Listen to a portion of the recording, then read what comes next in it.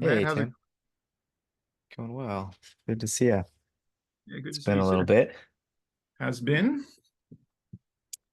Um, yeah, well, I was reflecting on our conversations last month um, about Jung and Mhm.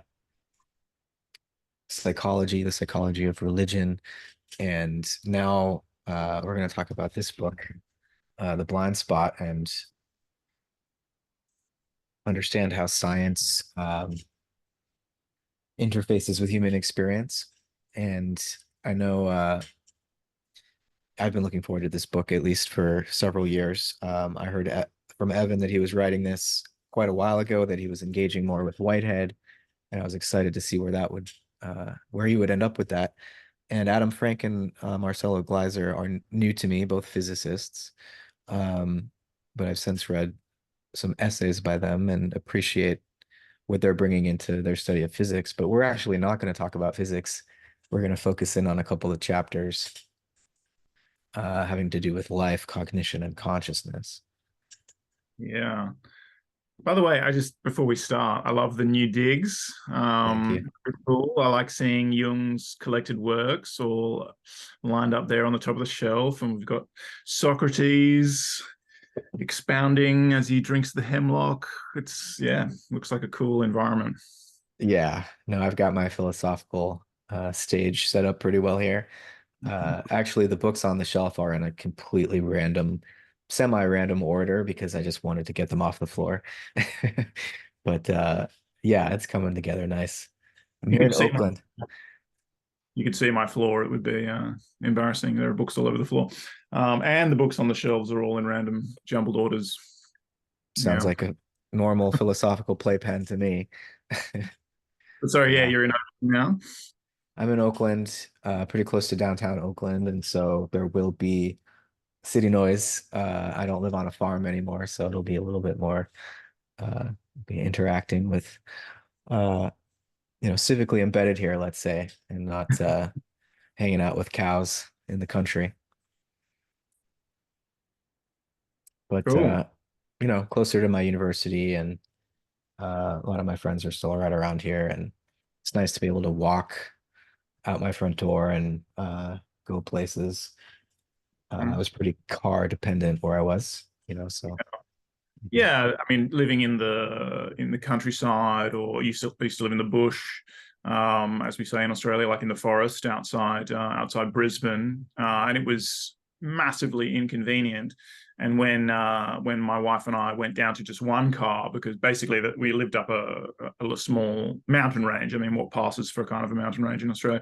We were at about 600 meters. Just killed my old car, mm, and I was putting more money into it than it was worth to keep fixing it. And we're actually almost at that point now with our remaining car. So, new car on the horizon, unfortunately. Um, but yeah, we went down to one car, and then we either had to coordinate in the morning, or if she left. I mean, I was doing my PhD. This is sort of 8 9 years ago. Um, when I was just finishing up my PhD, and I would just stay home and work anyway. But for sure, once she mhm. was gone, I was essentially stranded. There was no public transport of any kind, and that's a blessing and a curse. I mean, it's actually wonderful. Like the biodiversity up there was incredible. I would have more than 20 species of snake in my backyard, and I ticked over 60 or 70 species of native bird from my balcony. It was an amazing spot, and I still really miss it. But at the same Mm, time, yeah, you do mm. sacrifice convenience by living in those sorts of places. Yeah, yeah. And, part of me also wanted to be closer to uh, a major city and to really experience from the inside out the sorts of economic shifts which are occurring and the normalization of, tents and uh, public drug addiction and um, police acting as perimeter control and being increasingly militarized. I mean, all of that's really scary stuff going on, and I'm kind of, adjacent to at least neighborhoods Mm. really dealing with that and gun violence here. But there's a part of me that wanted to not be able to hide from that because I think it's it feels more real than the idyllic context I was living in before, where it felt very sheltered from what I usually think about all day, which is, the course of our techno-industrial, techno-capitalist civilization, which is kind of the context for this book, actually. Uh, Maybe the deep substructure for them is responding to a planetary moment and the role that science and technology have played in creating that situation. For sure. I mean, Australia, almost in general, can feel like a bit of a shelter from all that in many ways. But then, similarly, but on a grander scale, whenever I'm, visiting other parts of the world, particularly Europe, I don't get to the States very often, but I kind of feel like we're also missing out a little bit. But then when I go, it's a blessing. Again, it's another blessing and a curse kind of thing. It's nice to be away from all of that, but it's also, there's something very vital. And again, yes, if you spend all your time thinking about these and feeling concerned about the way, cultural evolution is going, let's say, then yeah, being in close proximity to it is perhaps important for guiding your reflections, making sure they're not too abstract. Yeah, right. Yeah, I think just anthropologically and you know, I can't help but feel like somehow cities, the condensed human mass that is a city, seems to lubricate my thinking and intensify my thinking, and I just Mhm. can witness the human condition. Um, and I mean, there's a sort of pressure towards urbanization that's been underway around the planet for um, what is like especially the last 100 years or so, but maybe let's say after World War II, but even before that, like urbanization and the growth of cities was a major part of what it meant to have a powerful economy and a successful society. And uh, there's a reason for that. I think, you know, um, this is such a loud environment, and you'd think I would be easily distracted, but I've actually been able to focus far more with all the street noise. I have help with, noise canceling headphones if I need it, but uh, still, buses go by and the whole uh, apartment kind of rattles a little bit. So, Mm. um, I'm really reminded, we better jump into the blind spot in a second, but I'm really reminded of the 20th century French composer Darius Milhaud, who, many composers and many music lovers and maybe perhaps many, creatives of all kinds really value sort of silence and seclusion, and I don't want to be distracted. I need to be able to concentrate on my thinking or the music that I'm hearing in my head, and I don't want the outside world to interfere with that too much. And Mio was very disparaging of that kind of attitude, and he sort of lived he lived in Provence a lot. He's from Provence, but also in Paris at times. And he would insist on composing with the windows all open and everything, and say, have the sound of the world come in and continually inform the music that he was making. And sure enough, his music is often riotous and incredibly heterophonic, like full of many different lines that are all interweaving and threatening, and maybe, according to his critics, I suppose, often actually coming apart. Like polytonal, he's mixing different keys and he's doing, it's wild stuff. But there's some really amazing music there, and some of it really does remind me of, everything from, yes, like a cityscape, but also a natural soundscape, like being in a forest. That's an incredibly aurally rich environment, and it's heterophonic because all of these different organisms that are making sounds are not doing it in a coordinated manner necessarily, although some of them are obviously.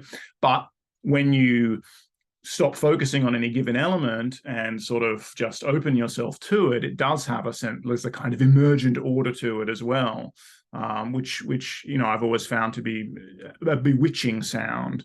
And you can find that in the music of Mio, basically, is what I'm saying, as well as lots of improvisational musics and other things.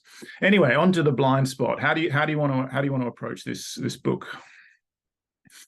well, I mean, we've kind of just been offering our own personal examples of the life world and the way in Mm. which, we're always embedded in shifting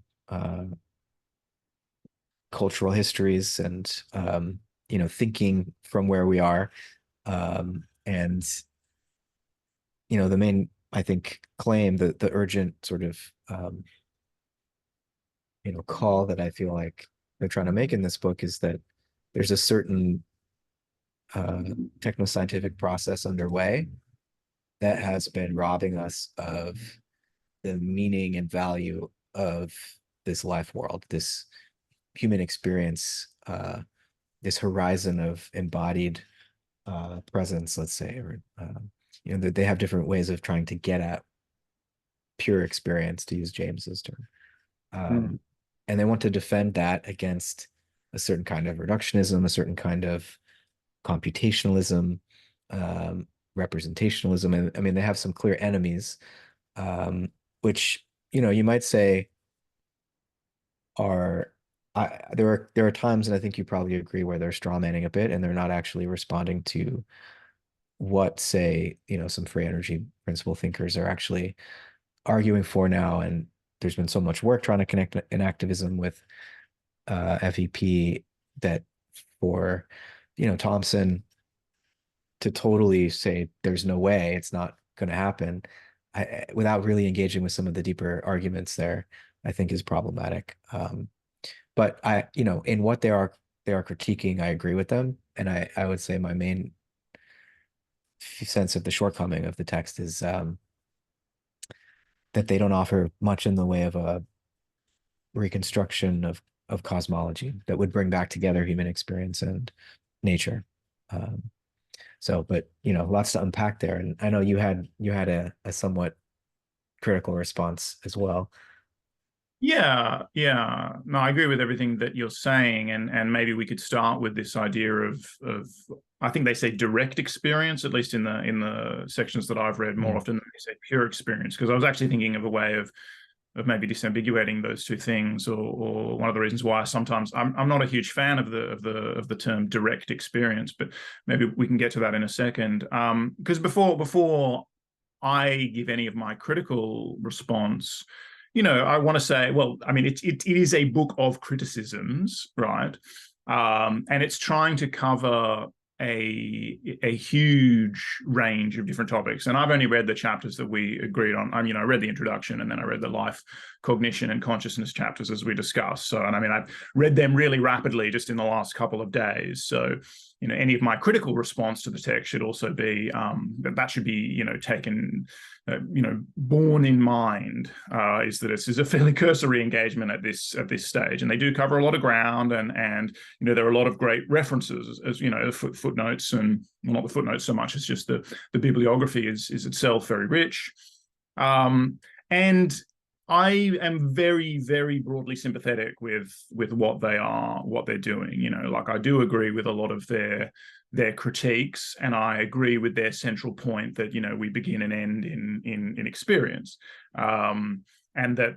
So I agree with their central diagnosis of the blind spot, that fact is often covered over in the way science is communicated, and this sense, and where it gets, to be most, distorted is in this narrative surrounding, where it's claimed that our experience, direct, pure, or otherwise, is really just this sort of distorted hallucination, and science, whatever that's meant to be, is as some sort of monolithic body of knowledge, which is not what science is, but is giving us the true, so to speak, like is delivering us the objective world, and slowly chipping away at the illusion of experience. And so they're saying that that's a huge issue, and that can lead to alienation, maybe nihilism and things. And I basically agree with all of that, so I'm in very broad sympathy with them there, and I think they make a ton of great points along those lines. And so I think this is an important book, and I think that it probably, I mean, I really have no sense of these things, but I imagine it will be widely read. And so I think it's a very important contribution to the discourse. But necessarily because of the range of material that they're trying to cover, and perhaps also because of the nature of there being three authors, I'm not sure that the whole thing is entirely coherent. Even the chapters that I've read, that their criticisms all kind of fit together with one another. I don't. It's like you're saying about them not reconstructing a cosmology or an ontology that underpins these things. I get the sense that I can't quite reconstruct the world that they are, gesturing towards in their critical analysis of other presentations or inferences of that world that come from the different scientific paradigms that they're criticizing. And of course, there's a sense that it's very grounded in phenomenology, right, in the sort of Husserlian tradition of phenomenology, and Merleau-Ponty comes up a lot, and certainly Buddhist approaches to phenomenology also come up a lot, as we would expect, knowing Evan Thompson's work. And there is a sense that those philosophical traditions don't necessarily, I mean, I'm not saying this about Buddhism in general, but they don't necessarily give us that ontology, that finely wrought ontology that we might be looking for to kind of, they could be anti-foundationalists in a certain sense. And there's an implicit argument that maybe because everything's grounded in experience, is grounded in the human life world, the human Umwelt, maybe we shouldn't be looking to go beyond that to infer an ontology. That might itself be considered some form of naive realism or whatever. And they kind of, at one point, they talk about giving the middle ground between idealism and realism, I suppose.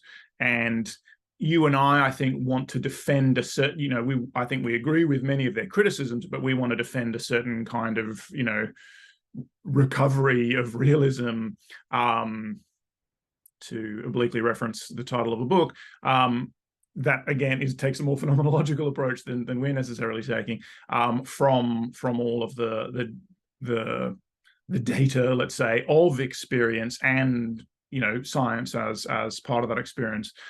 And again, they're not, I'm sort of waffling here, they're not dismissive or critical of science, obviously, either. They're just saying it's important to note that, the practices and results, discoveries, insights generated by those scientific practices themselves still exist within they say the horizon of consciousness, right? And I think that's all well taken as far as it goes. But yeah, I feel the lack of that ontology, like you're saying. And then, yes, I did have a lot of more specific criticisms of things, particularly in the life chapter. I mean, certainly in the cognition and consciousness chapters as well. Again, I think there's certain things that they dealt with really nicely, like the hard problem. I enjoyed their discussion of the hard problem to some degree. I mean, I enjoyed their almost sort of quasi-refutation of the hard problem, like the hard problem emerges as a result of the blind spot. But then in a certain sense, when they were dealing with other paradigms, they still seemed to be kind of affirming the hard problem to a certain extent. The language wasn't always particularly consistent, I would suggest. So I haven't really said anything substantial there. I've just waffled a bunch, but I'll hand back over to you before we get into any more specific criticisms. Yeah, well, let's start with the chapter on life. I mean, they begin that chapter by saying that, they imagine there is a, advanced artificial intelligence, and you fed it all of physics and chemistry. They basically said, no matter how well-trained or sophisticated this AI was, it would never come up with biology. It would never get, because there's nothing in the laws of physics that would lead you to imagine that biological phenomena might emerge, which is what emergence kind of means. It's like something unexpected occurs that's not already entailed by the laws of the substrate. And so life is a surprise. And then they go on to say that, and I think what they think their own project is to say, we're not going to change physics. And there are two physicists writing this book. We're going to leave physics as it is, but we're going to talk about these principles of biological organization, which are irreducible in principle to physics and chemistry, but that in no way conflict with physics and chemistry. And so life becomes this new domain, and we need a totally new kind of science to understand it, whereas physics is left to be mathematical, mechanical, more or less, deterministic, and we can work with ideal closure and everything. And yet they're trying to take this idea of closure and migrate it out of physics and mathematics into biology, I guess, to legitimize a core scientific claim that they want to be able to make, which is that life is, uh, as Robert Rosen would say, closed to efficient causation. There's some kind of operational closure, as Varela would say, that is distinguishing this organism from from the neutral physics and chemistry which constitute its environment. And to the extent that this is a response to a reductionistic or mechanistic project, which would try to explain organisms in terms of genes or some kind of molecular mechanisms, and explain it in an algorithmic way, say, they're mounting a defense that's not vitalism, clearly, but that's an account of organization logically, conceptually, and a phenomenological sort of experiential component, where they think that this logic of operational closure is accompanied by the disclosure of a horizon of experience. And so every living organism has this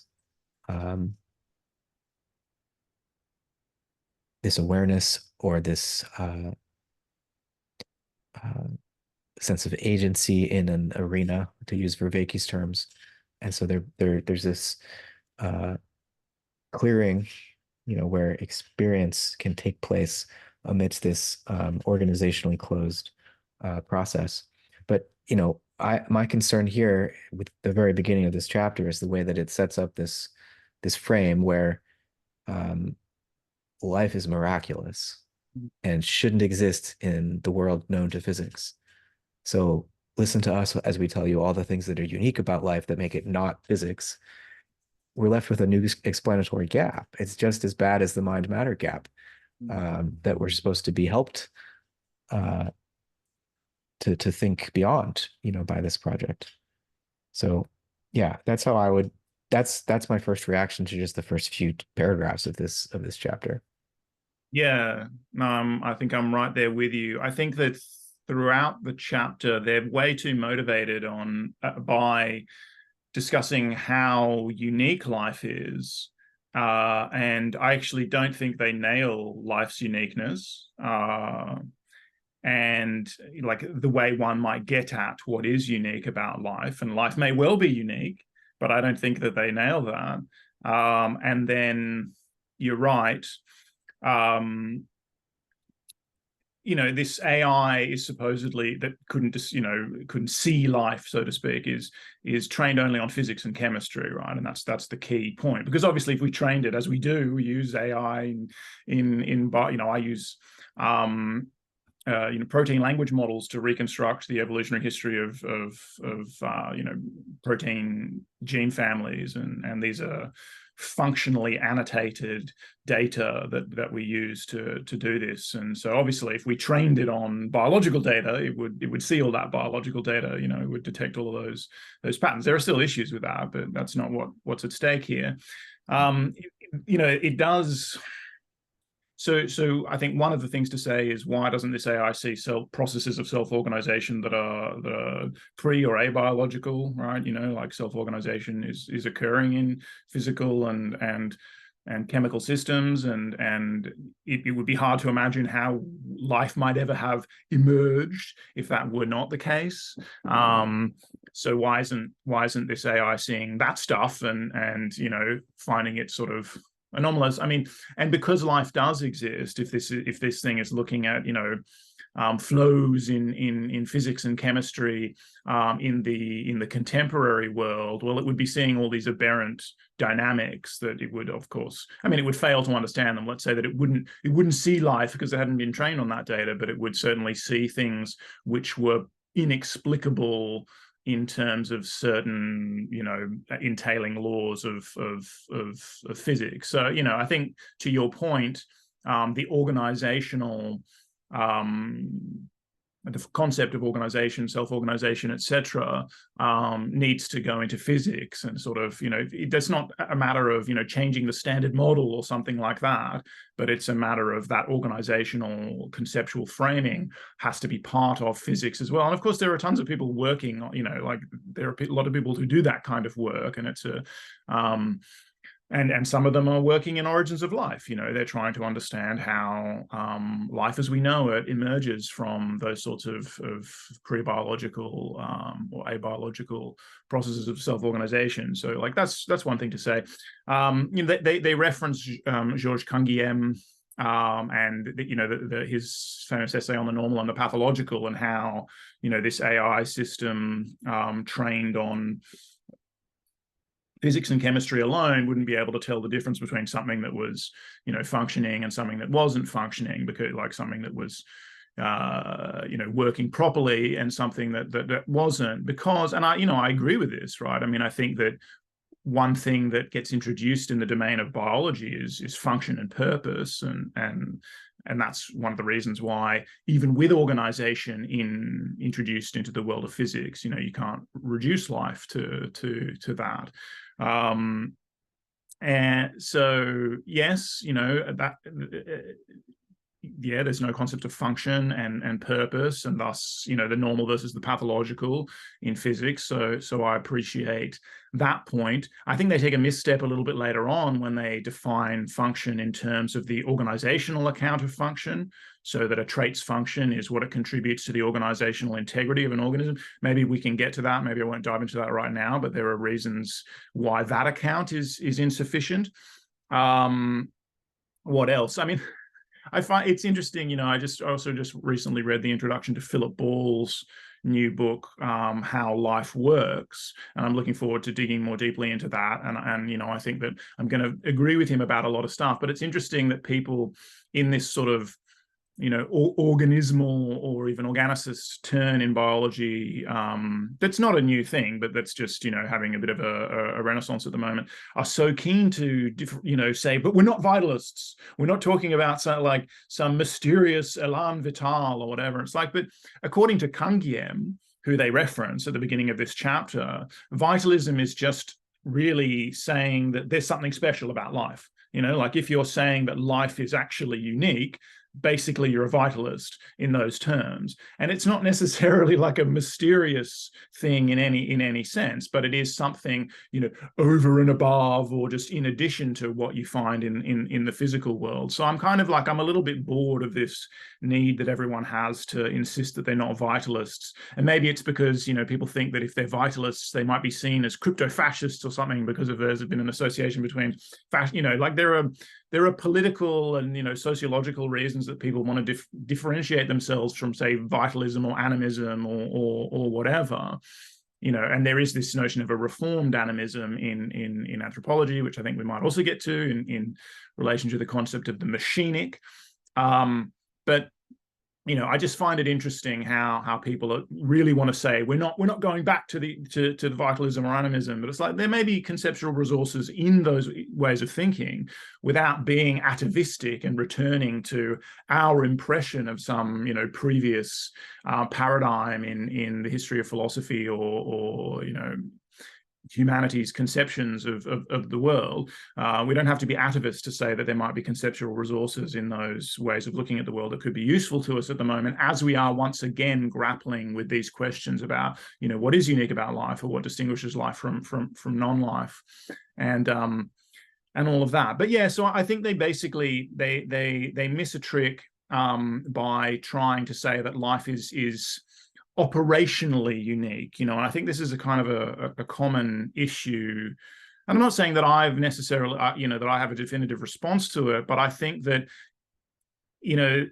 they're trying to distinguish life from non-life in terms of this organizational paradigm. But as you and I are saying, that not only exists in physics and chemistry, but is required in physical and chemical terms in order to explain the emergence of life.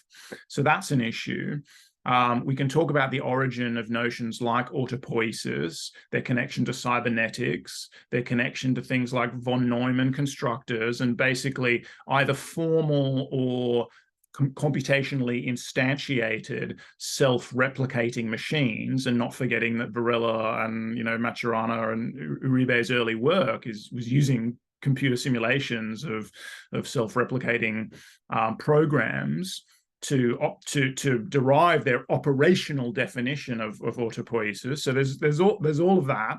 I really think that, and then they talk about, kind of self-organization. They do obliquely, I suppose, reference self-organizing systems like fire, hurricanes, and stars, as and then try to talk about why these are nonetheless not life, even though that they exhibit some of the principles of life. And again, I think they miss a trick by trying to disambiguate life from non-life purely operationally.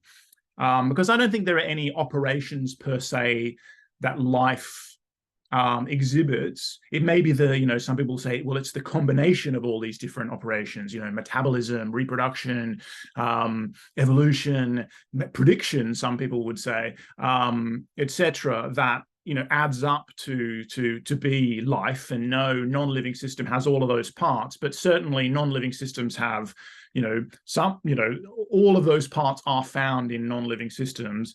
And then in non-living systems that we living systems have constructed, like, models, autopoietic models of self-replicating machines and things, you might even find, maybe they don't have metabolism, but, you find some,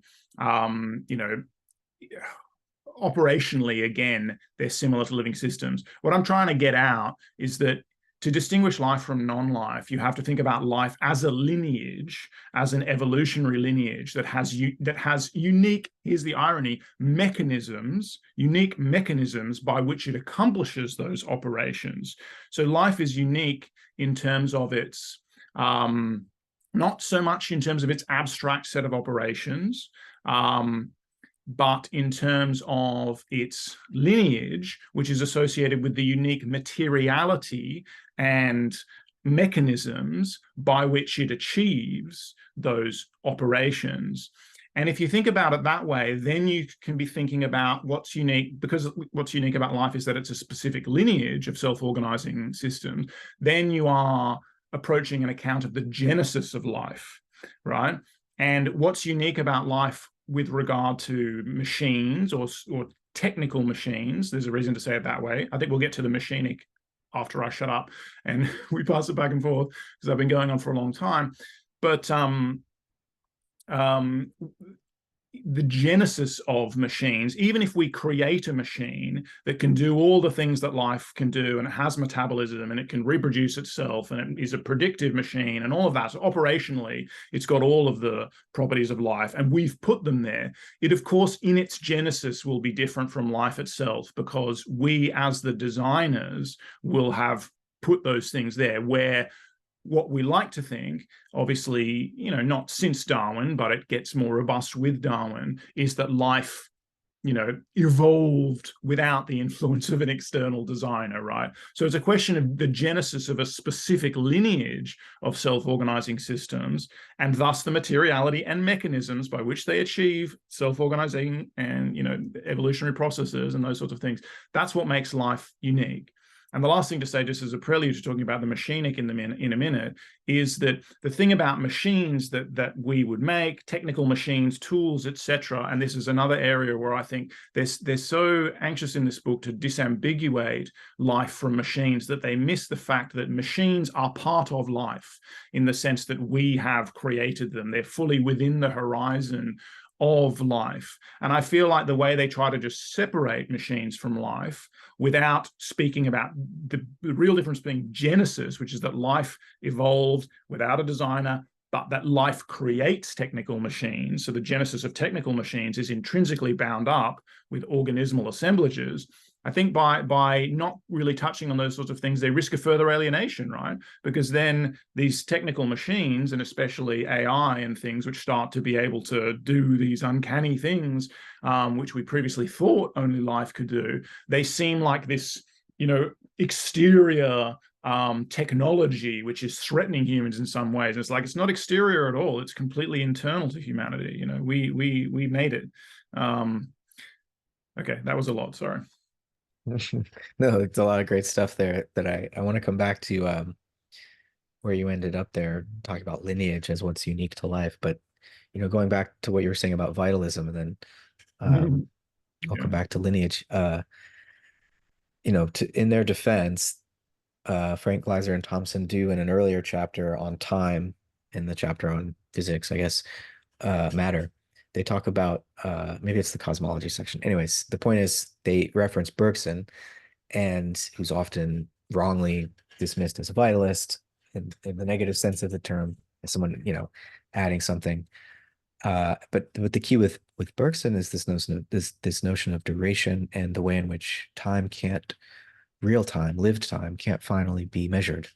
Um, and so if you're incorporating this view of something about time that is just always going to recede from your attempt to measure and calculate, then if you're a physicist who has accepted that, then I don't think you can't be a reductionist anymore. I mean, you can't think that the models of physics in terms of space-time manifolds could ever tell you anything more than offer you anything more than a convenient uh, model for making predictions, which can help you do a lot of wonderful things in the world.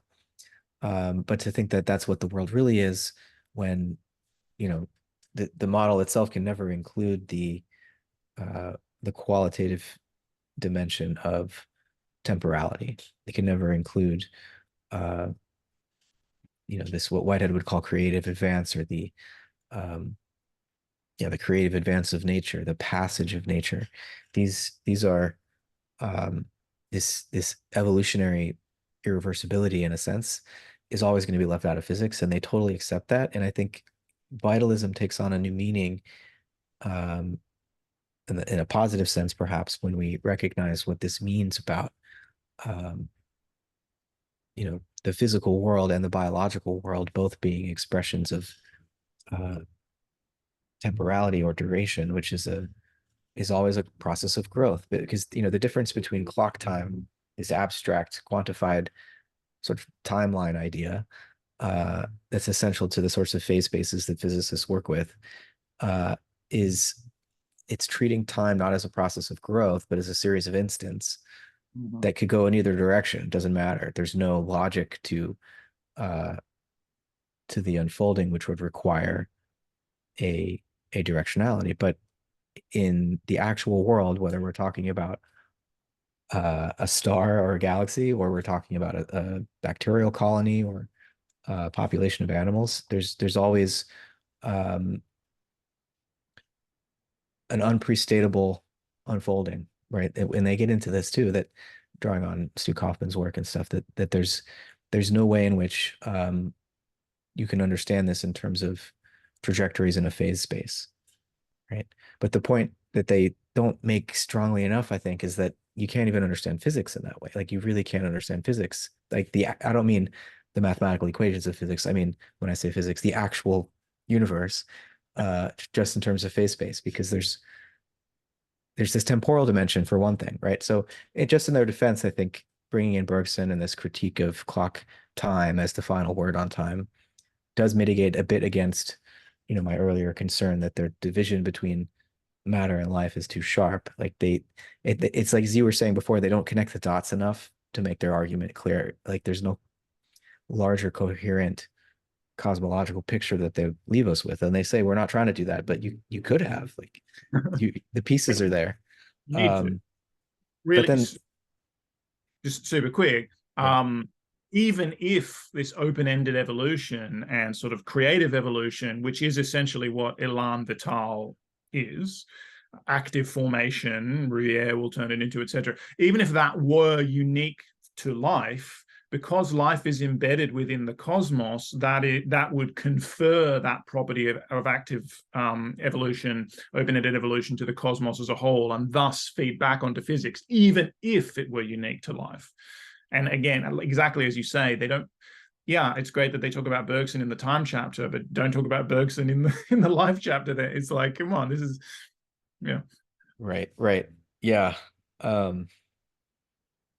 mean, and they do talk about the significance of memory, and I think once we recognize that real time is cumulative, right? That there's a certain kind of recording, let's say, already in the physical world.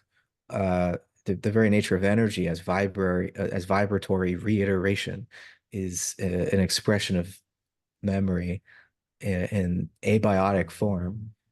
And I think sometimes too much emphasis is placed on the way in which, memory or uh, templating in biological contexts is the, first introduction of any sort of memory in nature.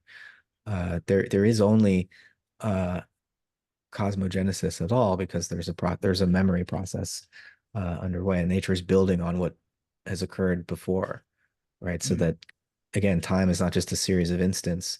It's not just a homogeneous, purposeless unfolding. There's certain things that happen that change what can happen next. So like the very laws are evolving, right? That's the sort of situation we have to, as we've talked about before, uh, accept if we're going to do evolutionary cosmology. The very laws of motion, the laws of physics, are also subject to evolution. But this brings me back to your point about what makes life unique being lineage. And I wonder what you think of their point, which is a point Evan Thompson has made before, all the way back to Mind and Life, his 2007 book, that organizational concepts logically and temporally must precede genealogical concepts. In other words, autopoiesis, like the idea of Darwinian evolution at least, presupposes autopoiesis. In other words, self-producing organisms that can reproduce, that vary and reproduce. And evolution by natural selection can't explain that, right? It requires it. What's your response to their argument about that? Yeah, no, I mean, they're applying this operational abstraction to the notion of organization, which, is appropriate so far as it goes, and something I'm very interested in. But they then don't apply the operational abstraction to the notion of evolution, and evolutionary logics, right? So yes, evolution as instantiate, like natural selection per se, or neo-Darwinian evolution, or whatever, or even our current evo-devo paradigms of evolvability and how organismal systems achieve it. Of course, that requires the, again, operationally abstracted notion of organization. And they say somewhere something like, concepts can't be conceptual organization can't be reduced to genealogy. Well, for sure, conceptual evolution can't be reduced to genealogy conceptual evolution, which is genealogy in a certain sense, is of course pre-Darwinian, yes, obviously, as an idea, but also it's pre-biological. These are just two sides of the same coin. If you perform the same kind of operational abstraction that they do for organization on evolutionary logic, just like Lewontin famously does with the three principles of variation, selection, and heritability, this is just a generic. It's all the things you're talking about. It's the irreversibility of creative evolution, which is not a biological process. Biological systems do it in a particular way.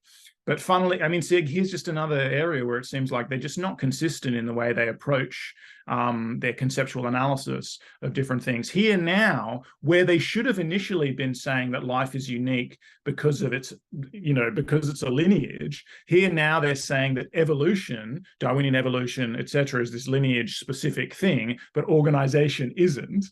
I feel like, they've got all the ideas there in a certain sense. That now they've got the idea that biological evolution is a lineage specific property, or the way it's achieved. Again, the mechanisms which enable the kind of open-ended differentiation that we see in biological systems are unique to biological systems, but that's what makes them unique. But it's not evolution per se. It's not the logic of change. That's as abstractable as anything, and we've talked about Peirce and obviously Whitehead, and but yeah, I mean, evolution is just a completely generic phenomenon, as generic as organization. And in a sense, I mean, I don't know if I'm drawing, if this is a bad analogy, but, you and I have talked about how, you always need the potential and the actual as two terms in order to speak about, I guess about evolution, basically. But you always, in biology, I would say that, diachronic relations as described by evolution and synchronic relations as described by ecology, and we should talk about the relationship between ecology and organization, but are, two sides of the same coin.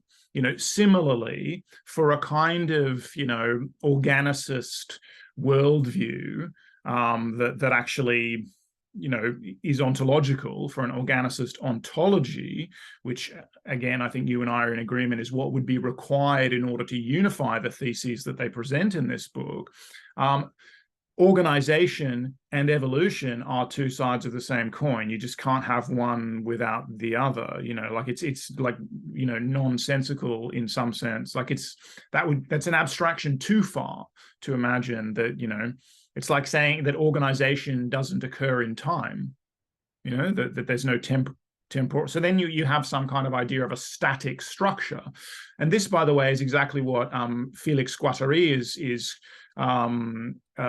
criticizing in structuralism, which is what leads to his notion of the machine, the machinic, as something that is dynamic and relational, as opposed to a structure, which might be something that's completely static. So he has this 1968 essay, Machine and Structure, which is kind of a response to his reading of Gilles Deleuze's Logic of Sense. Details don't really matter, but then they get together and famously write, a bunch of stuff together, and they develop this idea of the machinic, which, again, has its precursors in the philosophy of techniques of people like Gilbert Simondon and Raymond Rouillet, who we've talked about as well.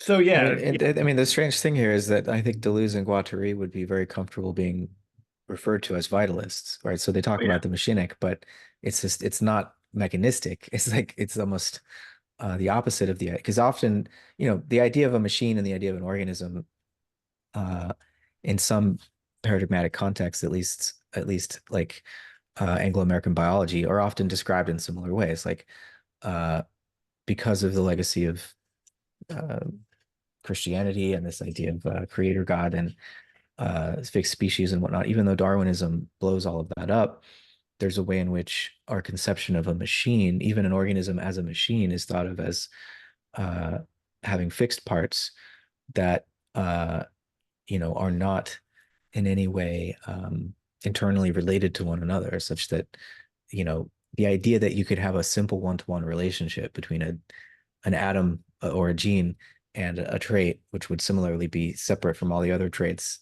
that we might demarcate in the phenotype of an organism, and that one causes one like that, is so silly when you think about it, in the sense that the machinic relationships, it's a relational process where it's network effects. It's not a linear causal sort of situation. And yet, there's a way in which our whole conversation in biology about the nature of an organism, even for those who are defending the idea of the organic against the mechanistic reduction, has been tainted by this idea of I guess it comes from the idea of substance, this sense of separation, this sense Mm. of that there's some logic of organization that is not an evolutionary, not a product of evolution. It's sort of logically prior, it's a priori in some strange transcendental sense. Um, and it's not as foreign to what they think they're critiquing as they think. Like what's driving this type of logical distinction that separates life categorically from physics, from the rest of the universe. Uh, and I'm quite partial to autopoiesis. I have been, at least as an approach to understanding life, um, because I share a desire to resist a kind of materialist reductionism, and I want biology to be about organisms, not about molecules. Uh, and so to that extent, I support and want to contribute to that sort of account of life, and yet at the same time, without an ontological um, grounding, without being able to say definitively what the cosmological implications of this view are, uh, which requires that you not have a new explanatory gap between life and everything else, then it ultimately is unsatisfying to me. Yeah. I mean, I dig autopoiesis. Great concept. Cool.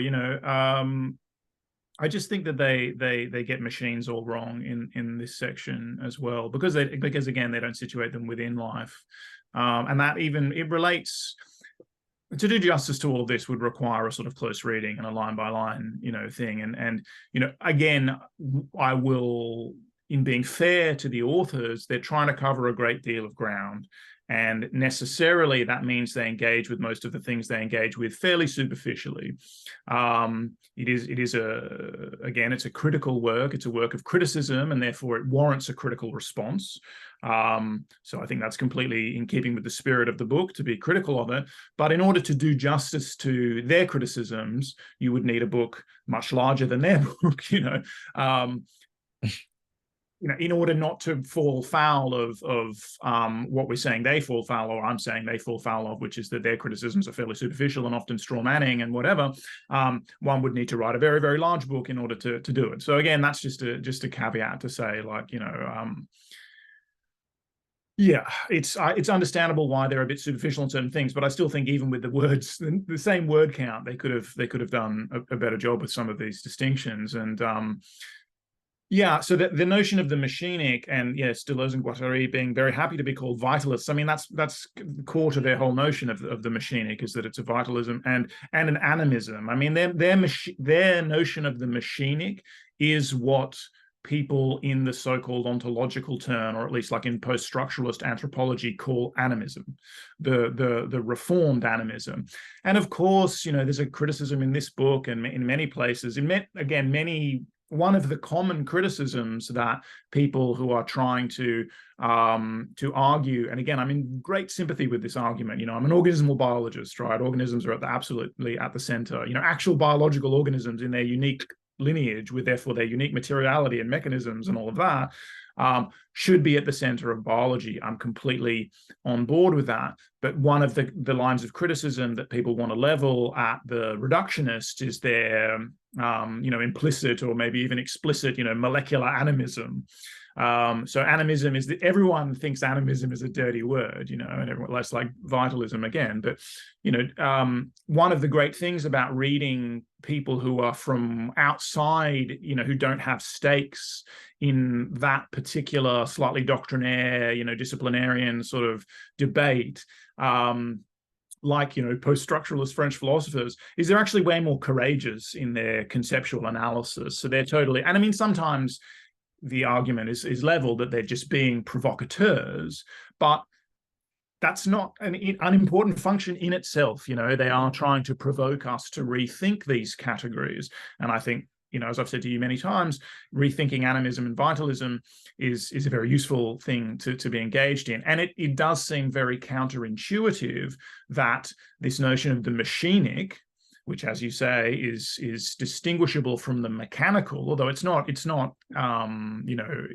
opposition to the mechanical per se. It'd be in opposition to like the mechanicist, reductive, eliminative, reductive explanation of everything in terms of linear mechanisms. Obviously, like every sensible person is in opposition to that, but it's not like it's transversal, as they would say, to the mechanical, in the sense that the machinic is more again about principles of organization in a certain sense than it is, or operations, than it is about specific mechanisms that occur within that horizon and that may or may not be linear in their effects. And of course there are mechanisms in biological systems, and of course there are technical machines, which include tools and machines in the sort of colloquial sense, technical machines that are mechanical in their operations. Like the authors of The Blind Spot will say that machines are decomposable, and that's one of the things about machines. It's like, well, they're partly just decomposable because we made them, because we composed them, we can decompose them.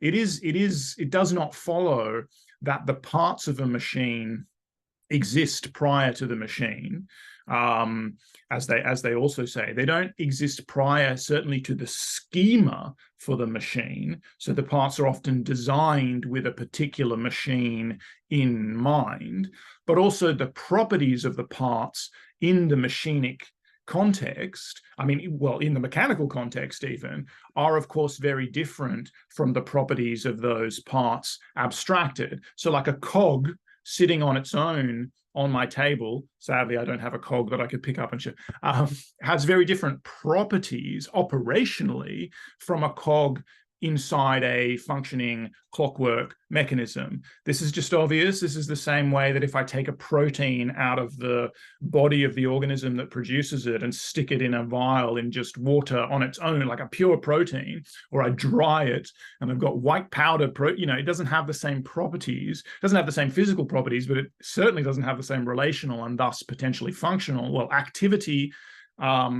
and or function, and those are different concepts again. And that, yes, this AI that's only trained on physics and chemistry would have a very hard time differentiating between activity and function. But by the way, so do human biologists. Like, it's hard. But yeah, you take a protein out of the context in which it evolved, it has totally different properties from the ones that it has in the context that it evolved in, just like a machine, a part of a machine or a mechanism has different properties when you take it out, for sure.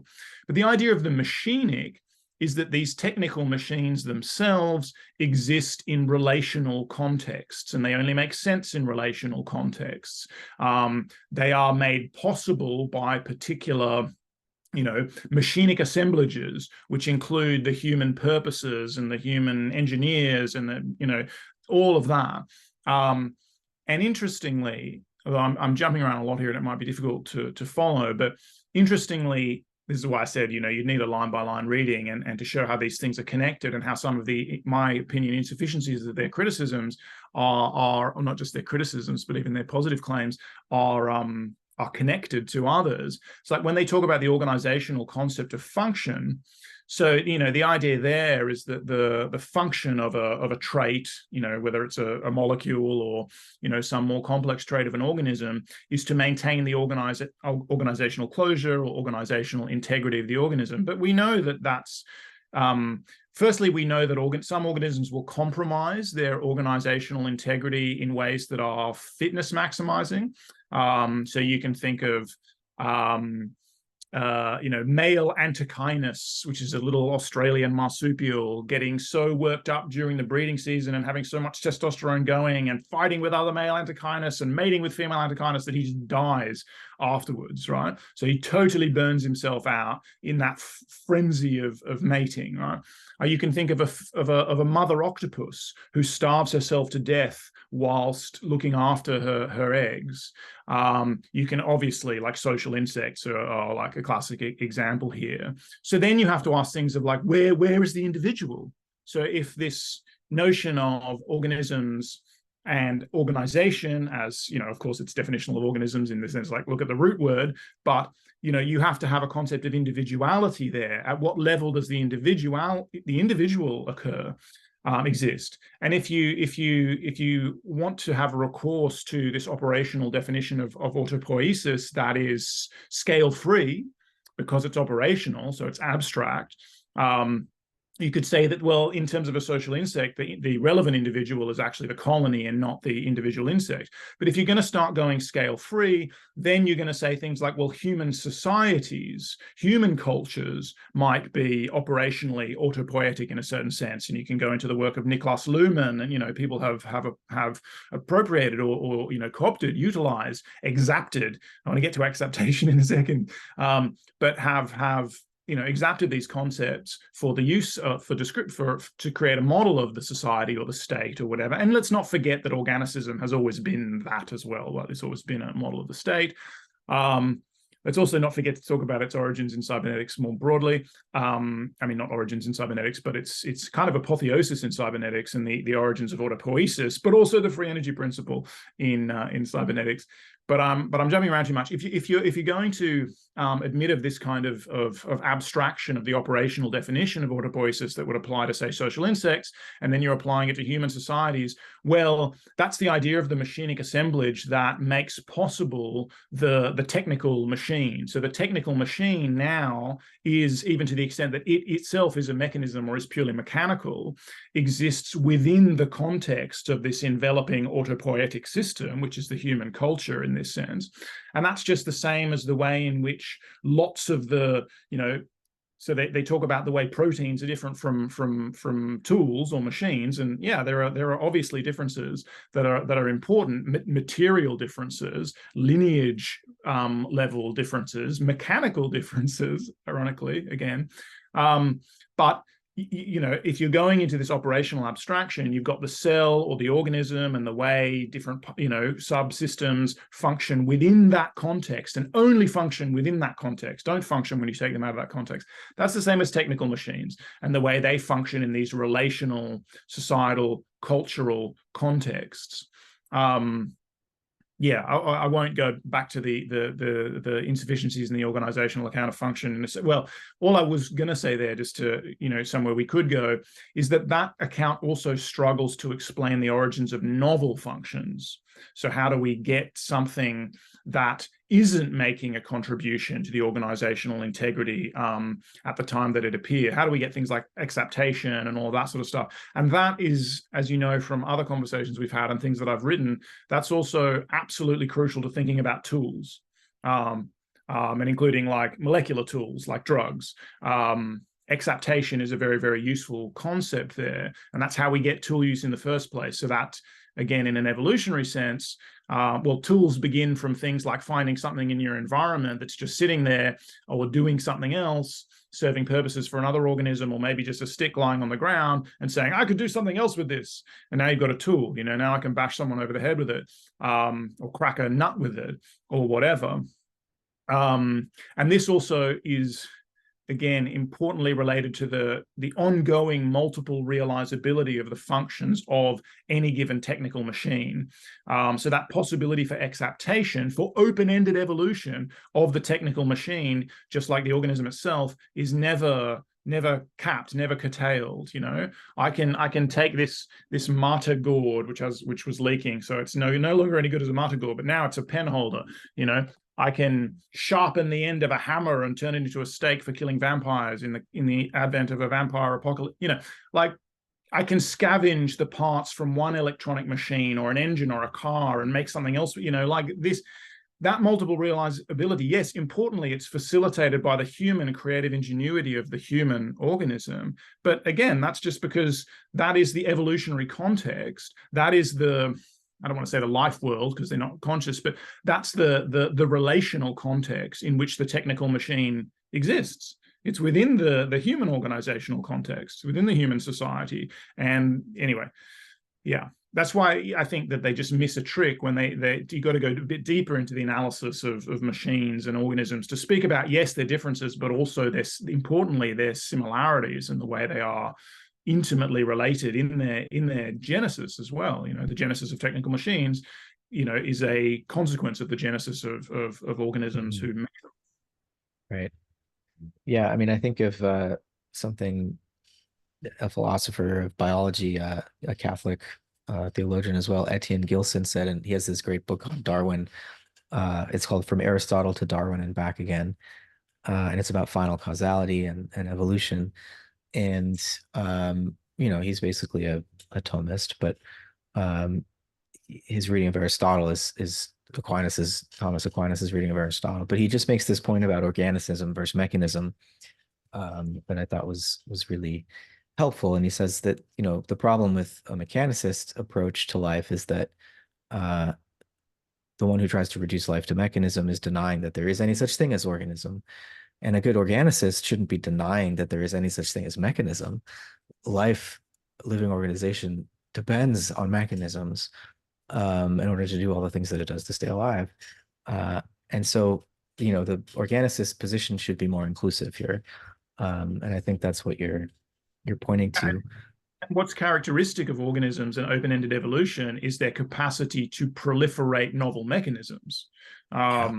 Like that's one of the very important characteristics. And those mechanisms might be internal to the organism. But again, at what level are you defining the organism? Again, if you've got an operational definition, well, tools are internal to the machinic assemblages that are human cultures, etc. Right, right. And, in terms of function and, thinking of these machinic means by which organisms achieve their purposes, uh, you know, if the organism is only machines, then there's no sense really calling the organism this collection of machines or tools because tools have users. But in the case of organisms, if it's tools all the way down and there's some kind of I mean, we are ultimately still left with this need for a kind of organizational principle to understand how.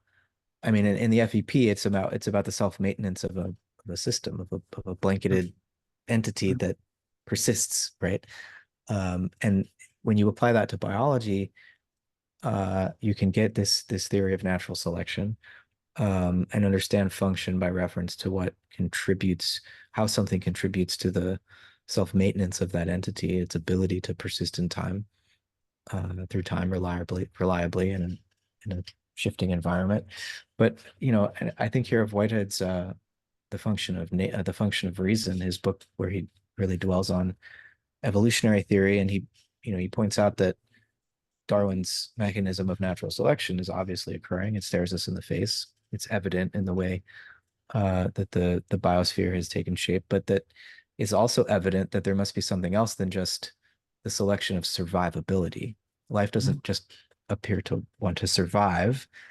It's part of the purpose of life, and for Whitehead, also the function of reason, because he sees human reason as continuous with the purpose of life, is not just to survive, but to thrive, like not just to live, but to live well and to live better, he says. And so there's this added dimension of, you could call it organismic selection, right? There's an additional, Whitehead calls it a counter agency or an eros. The fact that there would be functions at all, and that life would have moved from very simple to much more complex. And complexity comes with not just greater sensitivity and even consciousness in the case of many animals, but a greater capacity to suffer and to experience pain. Right. And so it's not like this increase in the intensity of agency and experience that has characterized the history of evolution of life on Earth has been, simply about, it must have been worth it to become more conscious that it would come with this accompanying suffering, and you do it anyway. And so there's this deep, I think, teleological dimension to life that I see. Obviously, Darwin and Darwinists are trying to check that to some degree, but I think the autopoietic approach to biology is also way more comfortable thinking in terms of natural drift and beyond just this logic of organization, which they think is not explainable by natural selection. They think all other forms of speciation and differentiation of organisms would be explainable just by natural drift, Mm. and this, selection of function through pure survivability. And I don't know if that's enough for you, but when I think about an evolutionary cosmology and an account of, a truly transcendental account, which for me would mean, not just how is scientific objectivity possible for conscious human beings, but a transcendental account that asks, well, what kind of universe must it be such that human beings could have objective scientific knowledge of it? Mm. Um, and I think that's the realist move that they're not quite willing to make because they're insistent on a transcendental or phenomenological orientation and a bracketing of that Mm. cosmological question. But when I ask the cosmological question, I can't help but have this deep sense of um, the purposefulness of evolution. And Mm. I'm not saying I know that and it's not even that there's maybe even one purpose. There's more that uh, there's a trajectory Mm. unfolding here, and that I don't I don't have any problem, citing like someone like Terra de Chardin here, who I think has a beautiful, problematic in places, but beautiful account of this larger conception of evolution um, as purposeful, from top to bottom.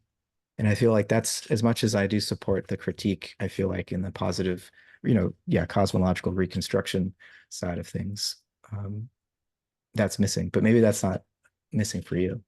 I'm not sure. I think it's probably it's a separate issue. I tend to think in terms of, I think we've had this discussion before, either privately or on here, but I tend to think in terms of local teloi, Yeah. like proliferation of purposes, rather than then I can't rule it out necessarily, but I don't think I see the need at this point for a global.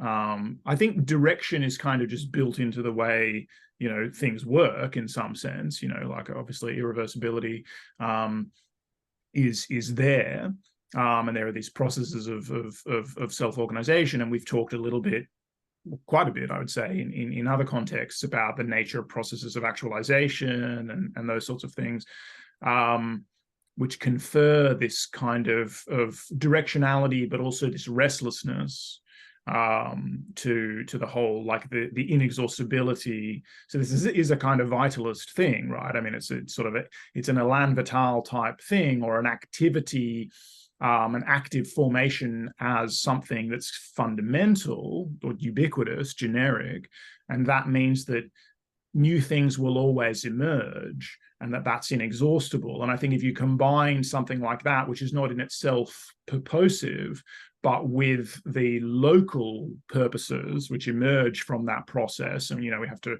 there's a detailed reconstruction that has to be done there. I'm not saying that I have done it or that it's been done convincingly, or maybe that it just can't be convincing, in the sense that you can't rule out the possibility logically of there being something globally orienting. So I think there's global organization.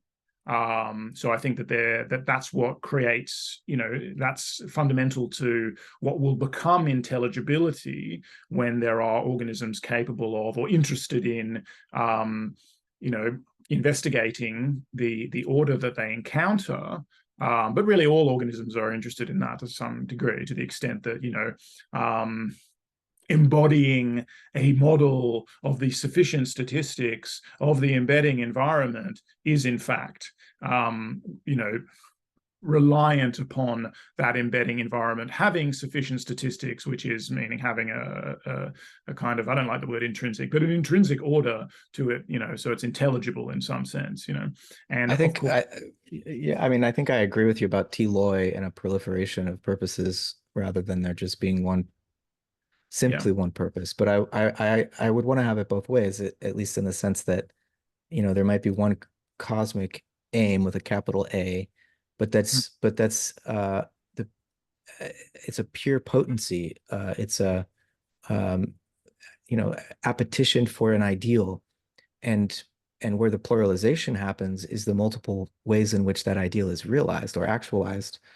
And I think that that is quite consistent with the nature of a sort of, fundamental constraint, that again we can talk about in terms of these processes of actualization. And in order for something to take any kind of determinate form, there has to be a set of constraints, like a context into which that occurs. I think it's consistent then with these principles of self-organization. It's consistent with, say, the free energy principle as a kind of set of constraints that an object or a thing, a system, must be in conformity with in order to persist over time as that thing, as opposed to dissipating into its environment. And obviously that's what autopoiesis is as well.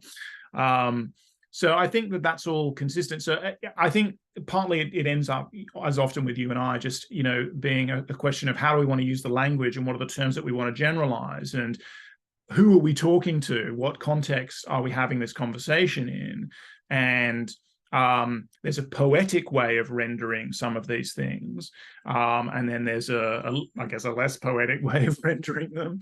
But when we speak about aim or orientation, yes, there's directionality, but that maybe we can disambiguate from ends or finality or something like that, like a purpose or a goal.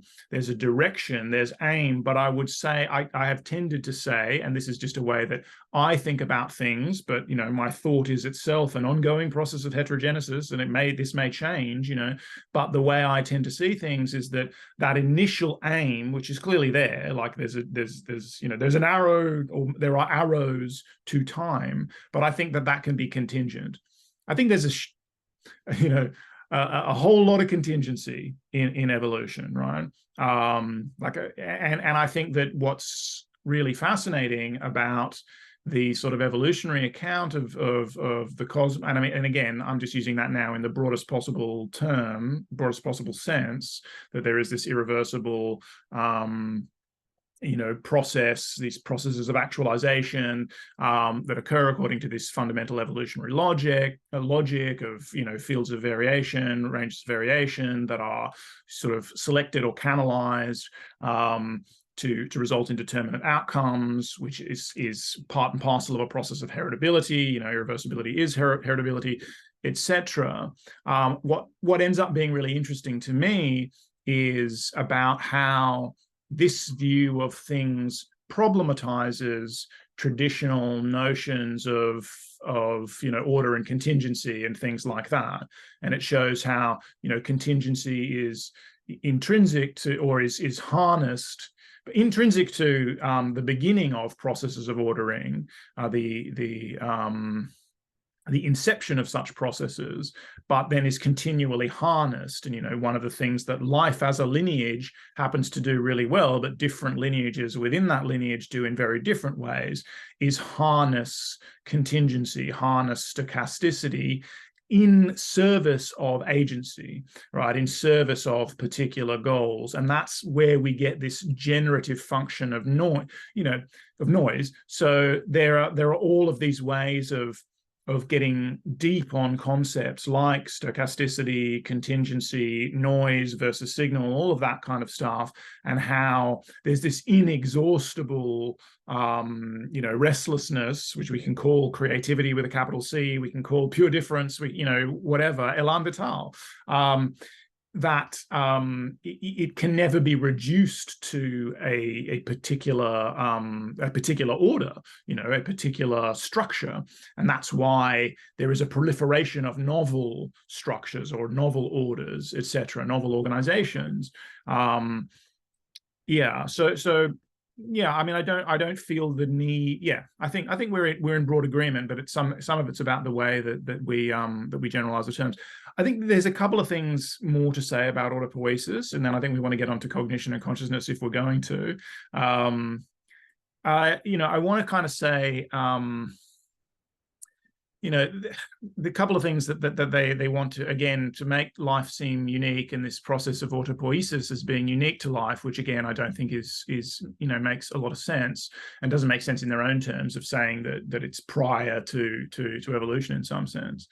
But they want to say things like constraints that enable an organism to channel the flow of energy, this is a quote, are not established and managed from the outside. So again, that is a way of distinguishing a self-organizing autonomous system from something whose constraints, boundary conditions, whatever, are given to it by some extrinsic force or so. So this is a sense of saying that it's close to efficient causation, but also you can disambiguate machines, technical machines, and organisms in this way in terms of genesis that we talked about. But I think they say things like that, and autopoiesis in its popular treatments says things like that a little bit blithely, as though we couldn't problematize this notion of the outside, like what exactly is the outside? Because the constraints that enable an organism to develop are not provided by that organism itself. They're a property of the lineage, and the only way to kind of terminate the infinite regressive circularity that you have in these autopoietic systems, or like you need the boundary conditions of the cell in order to be able to produce the elements within the cell. You need the things within the cell to maintain the membrane and to create new cells and whatever. The only way to terminate that is to speak about evolution, and to speak about the lineage itself, and how you get the egg, right, for free. Like an organism gets the egg from not from its lineage, so to speak, and that comes with a hell of a lot of stuff built into it. I mean, they give short shrift to genetics, and that's something else that, that's a big subject to talk about, and the way, the absolutely crucial role that the genome plays in obviously, and they feel like that's been overemphasized and whatever. And part of the whole autopoiesis shtick since Maturana and Varela originally came up with the term and the research program was to kind of respond to this. And again, there's a need to respond to genetic reductionism and genetic determinism, totally, but this shouldn't be about giving short shrift to the role that the genes actually play in providing constraints on a process of active formation. But again, as the cell membrane itself provides such a constraint. So there's a problem of this outside and whatever. It's the same question as if you're going vertically with the social organisms like social insects. At what level should one consider the organism autonomous and self-organizing? Is it at the level of the individual insect, or is it at the level of the colony, etc.? You really need to be ready to problematize this inside and outside thing, I think. And I kind of suspect that where you're going to end up, if you push that to the limit, is back in our kind of self-organizing cosmos notion. Like the only real autopoietic system, the only real autonomous system is the universe as a whole. So that's why, we talked, I think, before about Donna Haraway's, corrective of sympoiesis, of like creating together, bringing forth together. And then I also think, when you generalize autopoiesis in the way that I've just suggested one might have to, by pushing it to the limit, you end up just with a kind of a traditional notion of physis, right? That's just what is physis, nature. That's what brings forth itself, that it means growth and development. It means autonomy. It's, even in its later uses where it's opposed to techne and to culture, it's because it's that which is autonomous. So in some sense, we will have an atavistic return. If we really generalize autopoiesis, we'll go back to a traditional like a pre-Socratic notion of physis almost. And that wouldn't necessarily be a bad thing. But I think that's where this kind of argument kind of takes us. And then, they say, this will be the last thing I say about this, and then we can move on. But actually, I'll say two things really quick. They say, there's another, just to give another quote, they say no outside catalytic activity is necessary to maintain the organism. So they try to refine the notion of autopoiesis a little bit. They say, to be more precise, no outside catalytic activity is required. And this is part of the notion that the organism is close to efficient causation, because these catalysts, enzymes, etc., that speed up reactions within the cell that are crucial to all these processes of construction, of self-construction, within the cell, that activity is all considered to be intrinsic to the cell. But, catalysts are notoriously rate limited by temperature, right? So certain catalytic activities just can't take place without certain external conditions. It's one thing to have a catalyst. It's another thing for it to be in a milieu where it is open to efficient causes like temperature that enable it to do its thing or not. So, I mean, are they efficiently caused by temperature? I don't know. I just think that the whole notion of efficient cause is probably theoretically suspect, because I think in a relational metaphysics, you end up with this notion that all causes are constraints anyway. And so like the temperature is a constraint, an enabling constraint, but, a constraint on whether or not a catalyst can actually perform its function or not, I mean, they talk else, like when they talk about fire, they say that, fire could end up going down a valley to a place where there's a stream and it could get stuck there and then it would just peter out. Whereas an organism would find some adaptive solution. It's like organisms die all the time, man. Like organisms drown and they run out of oxygen or they freeze to death, or, it's like, yeah, the fire dies in that situation. It finds it gets sucked into a basin of attraction. It gets sucked into, some deleterious place in the landscape. And I mean, that's like falling into a hole on a fitness landscape, or just, dying for accidental reasons. It's just like, that's not a way to disambiguate life from non-life. Sorry. And then I guess the last thing that I will say is, so again, I'm just kind of trying to problematize this idea now of autopoiesis, and it's kind of, this could be a segue to the consciousness thing, and we should talk cognition as well, obviously, but they will problematize their panpsychism as talking about particular kind of panpsychism, the Eddingtonian sort of intrinsic properties lineage of panpsychism. And they talk about how, well, there are no intrinsic properties. Like in Madhyamaka Buddhism has given us all these great criticisms of intrinsic properties, and it doesn't even make sense to think of something existing on its own and all of that. And it's like, well, yeah, that's one of the real problems with autopoiesis as a concept. Like, I know that they say it's thermodynamically open, but then that kind of problematizes, in a way, the idea that it's close to efficient causation, right? It's operationally close, but that's an abstract notion. It's not materially and again, I think where you would differentiate life from non-life is not at the level of, purely at the level of operations.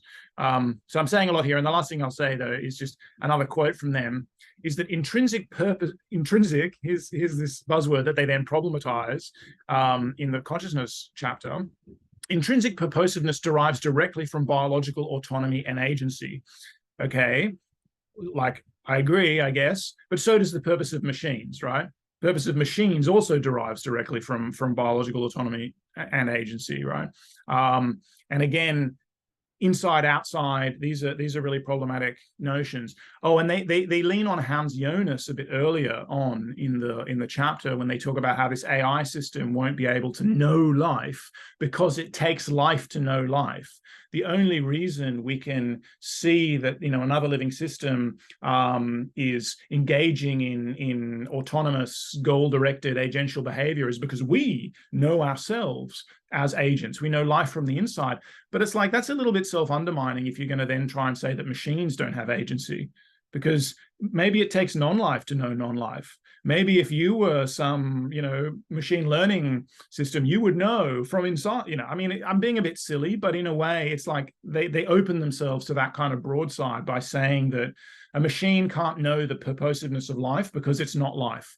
Okay, well, then life can't know the purposiveness of machine because it's not, like, that has to be a reciprocal argument. Anyway, that was a little bit incoherent in terms of the fact that I jumped across a bunch of different things, but I think they all relate to part of the issue for me is, they're too motivated to pull machines and organisms apart, that I think that they just kind of even though I agree with a lot of what they're saying, I guess, they kind of slightly miss the target all over the place for me.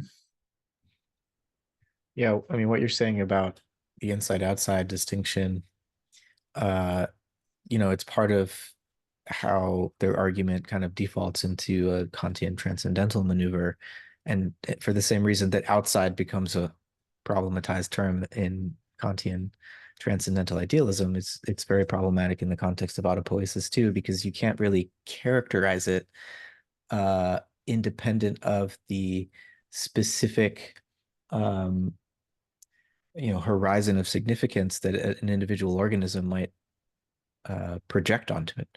And so you're left having to say that our only ability to distinguish an object in nature comes from our species specific and even individual biological autonomy, like that or this organizational, this operational circularity that allows us to, become autonomous living beings by their definition. And that's just biological, that's just a biological form of Kantianism. It's biological Kantianism. And, they do say, and they lean on Merleau-Ponty to try to move beyond this. They say things like the bodily subject is a project of the world. A way the world locally self-organizes and self-individuates to constitute a living being. So the way that the world self-individuates, so they're trying to, bring the organism back into its environment, obviously. But I think there's tension here in the logic of autopoiesis between what they would like to do through Merleau-Ponty and what I think the concept itself is requiring them to say in other contexts. And, I think also here of Whitehead in Process and Reality, responding specifically to Kant, Whitehead says that the subject emerges from the world as a superject, right? Which is an account of subject-object relations in his process philosophy that's different from Kant, who says the reverse, that an apparently objective world emerges from the subject, and the subject just becomes a kind of a priori posit. It's just, well, that's what's already there, so to speak, and then we have to figure out how science comes out of subjectivity. Whitehead is saying, no, we have to understand how subjectivity comes out of objectivity. And I think they want to say the same thing with Merleau-Ponty, but they're also privileging the interior horizon of consciousness brought forth by living organization to such a degree that I can't see how they can achieve they call it a strange loop. I can't see how they can really balance this and achieve the kind of coincidence of opposites that they want, especially if they're not willing to really get into the deeper ontological and cosmological questions. And, in terms of efficient causation and that account of life that comes from Rosen, that organisms are close to efficient causes and outside efficient causes. I mean, clearly internal to the organism, there's all kinds of examples of the push and pull of Brownian motion and just stochasticity and a way in which the exchange of efficient causes is enabling all sorts of things to happen, but always in the context of a certain organizational pattern, right? That has this circularity, this autocatalicity, if that's the right way to say that.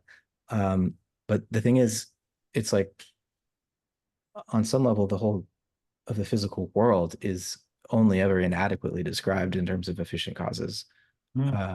There's always already, I mean, from my point of view, you're always going to be assuming, I mean, if you really want to explain any event in the abiotic world, even something happening to a star or the dynamics of a galaxy, I mean, material, formal, and final causes are always going to be part of your explanation. Even in the cases where you're explicitly denying that, it's always there in the background. I mean, a good philosopher can come in to the most reductive mechanistic explanation of the motion of matter and matter, energy, and galaxies and say, well, there's all these examples of the hidden purpose of the scientist even doing that research, first of all, and then, the forms that are being assumed in the mathematical equations that govern this motion. And so, yeah, when you really start to examine these claims, they're not as powerful as they might first appear. And, I'm prone to be sympathetic to them because I also want to resist a kind of reductive view. And there are still plenty of mechanistic reductionists out there. They do exist, but I feel like they're becoming increasingly endangered. And so like a lot of, and to shift to the cognition section for a second, they spend an awful lot of time beating the dead horse of, symbolic, good Yeah. old-fashioned AI, this old form of computationalism that's not, and they admit this, but most of their arguments aren't really hitting the target of the machine learning approach. And at some point, they actually even say, despite everything they said about how machines can't ever be alive or conscious, they talk about this research program that Grossberg and Carpenter have developed called adaptive resonance theory, which studies truly self-generating models of brain activity or neural network activity in unsupervised learning. And so, categories emerge in these machine learning algorithms that weren't in any way um, trained by the researchers. They're just giving the machine a simple goal and it figures out how to achieve its own artificial sense making, they were willing to say. And so it seems like there are certain more systems theory like and less, even more distant from the old language of thought ideas and the idea that you need a inner logical representation of using the same objective categories that the brain happens to use to think about the way that the world is chopped up, and instead allowing, but they accept that if you allow a machine to really develop its own categories in the context of sensory motor loops embedded in a real environment, that maybe it could become autonomous in the sense that they've just denied machines could ever be. And so there's a little bit of, that's not just a lit, that's inconsistent in my view, like to gesture towards that kind of a research program in machine learning and say that it could lead to autopoiesis. And that's the kind of research that I think talking to Mike Levin has forced me to pay more attention to, because he's also, like you, very much wanting to overcome this dichotomy between machine and organism. And there they are admitting that it might be possible, and that undercuts so much of the force of their rhetoric elsewhere. So I was kind of caught off guard by that admission. There'll still be a dichotomy of a kind. It's not an ontological. I mean, it's a dichotomy of genesis and lineage and Yeah. materiality of those things. And I think this, again, I think operationally the dichotomy has probably already been overcome, and I mean has been overcome in a certain, at least depending on how abstract you want to get, and remembering that autopoiesis itself is an abstract, and there's nothing wrong with abstraction. In fact, I wanted to talk about abstraction in the introduction and how I feel like they miss. You had that in your review actually, but they kind of miss a trick there. Talk about that in a second because it's very relevant to the consciousness stuff. But yeah, if you look at the history, I've become convinced that sort of for our project and for the broader project that I feel like is crystallizing for me as you and I've had these discussions and I've been delving into various literature. It's this kind of philosophy of techniques thing becomes very central, and then I feel like reading histories of cybernetics is really important. Because I do think that there's a real, I mean, obviously, autopoiesis that's its history, and it's one of the founding moves for second order cybernetics, which is putting the observer, the scientist, and all that back into the world, really. And so this is a very important move, but saying that the observer is itself a cybernetic system, So, cybernetics of cybernetics, as it's sometimes called, and autopoiesis is very much a big part of that move. But also, foundational stuff for cybernetics, like the work of von Neumann, is already exploring these, firstly formal and then computational, like he invents the notion of a cellular automaton in order to realize his formal conception of a self-replicating machine, of the universal constructor. And he's responding partly to like Schrodinger's "What is life?" and getting closer to the reality. And this is before the mechanism of before Watson and Crick, basically before the mechanism of DNA information storage and replication and all that was fully elucidated. But he's designing these operational systems, with these formal systems which have a constructor, a set like a blueprint, a set of instructions, and then a third mechanism that copies those instructions to create this fully autonomous self-replicating machine, but that's also capable of acquiring mutations in the instructions in the blueprint side of things. So it's capable of open-ended evolution. And of course, it's instantiated in a formal system, and then in a cellular automaton, and then those are run on computers later on. But yeah, I mean, what I'm saying is that the distinction at the operational level has been being eroded for all this time, before obviously before autopoiesis, and some would claim that that's part of what they're responding to, but it's been eroded in terms of autopoiesis itself. Autopoiesis comes from cybernetics, which comes partly from an erosion of the distinction between machine and organism, because it is creating these self-organizing. But also, very important to cyberneticists was the creation of embodied machines, so like robots that could navigate their way through the world, not based on, like GoFi is what kind of like symbolic AI takes over from this in a certain sense. But they weren't into that. They weren't necessarily into machines that they were giving rich symbolic representations of the world. They were letting these simple machines like Gray Walter's turtles and stuff, work it out themselves in a certain sense, right? So creating these systems of feedback and control that were responsive to their environments. And that they could develop in a, obviously very constrained, but open-ended within those constraints, repertoire of behaviors based on simple rules and mechanisms of sensory input and feedback.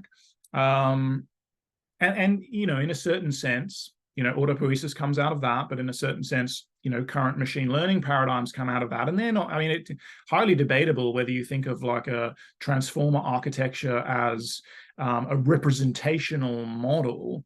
That's maybe a different conversation that we don't need to have right now. But I think all I'm saying is that you're right, that in the cognition chapter, they spend a lot of time criticizing a kind of obsolete paradigm, or not obsolete, it just wasn't able to achieve what it was hoped it would achieve. And in the future, we will have these hybrid systems that may include, symbolic, subroutines or subsections that are then in interface with more, connectionist, deep neural network architectures. And we've got genetic algorithms. And again, they go back to von Neumann and stuff as well. We've got algorithms that are capable of open-ended learning, and the more they are embodied in the world, so the more they're open to, like, their search is not constrained either. Their search is open-ended because they can take in information from the world, and not just from training data, either labeled or otherwise, but actually explore environments. They're going to operationally, they're going to be more and more indistinguishable. And of course, this is without even getting into like, Levin and biorobotics and all of that kind of stuff, which is already making use of the intelligent materials of biology, even without talking about that. So I worry about this operational distinction because, yeah, there are special things about life. But the operational distinction is only going to, even if it held true today, and I'm not sure that it does, it's got an expiration date, because there are going to be technical machines that can do all of those things, and we will have made them, and that will be the difference. Like, it will be their genesis that's the difference, but that will again intrinsically make them internal to life, not exterior to it. We shouldn't feel alienated from it. It's our thing, but it's unpredictable. And again, that's what's scary about it, I suppose. But that's also part of what the first generation cyberneticians were really interested in, is how can you make systems that will do things you didn't pre-program into them, so that they would, in some sense, appear creative because they would be unpredictable. They would learn things that you wouldn't have predicted that they would learn. And that, that kind of is creativity and intelligence. Right. Um, so, one of the major critiques that they have of even connectionism and predictive processing approaches and understandings of how the brain works as a kind of Bayesian probability engine is that they acknowledge that that could be a very useful model of brain function. And here we're already kind of bridging into the consciousness chapter. They say it offers us no insight into the nature of consciousness, and I agree with them about that. But the thing is, when you know Briston and others are careful in their language, and most of their academic papers, I think they are. They're not claiming to explain consciousness, but when people like Anil Zeth writes his popular book, Being You, I think it's called. I've read it. He'll say a lot of things about consciousness and how predictive processing explains how our consciousness is really, uh, a controlled hallucination and all these things that is liable to lead the general public to think that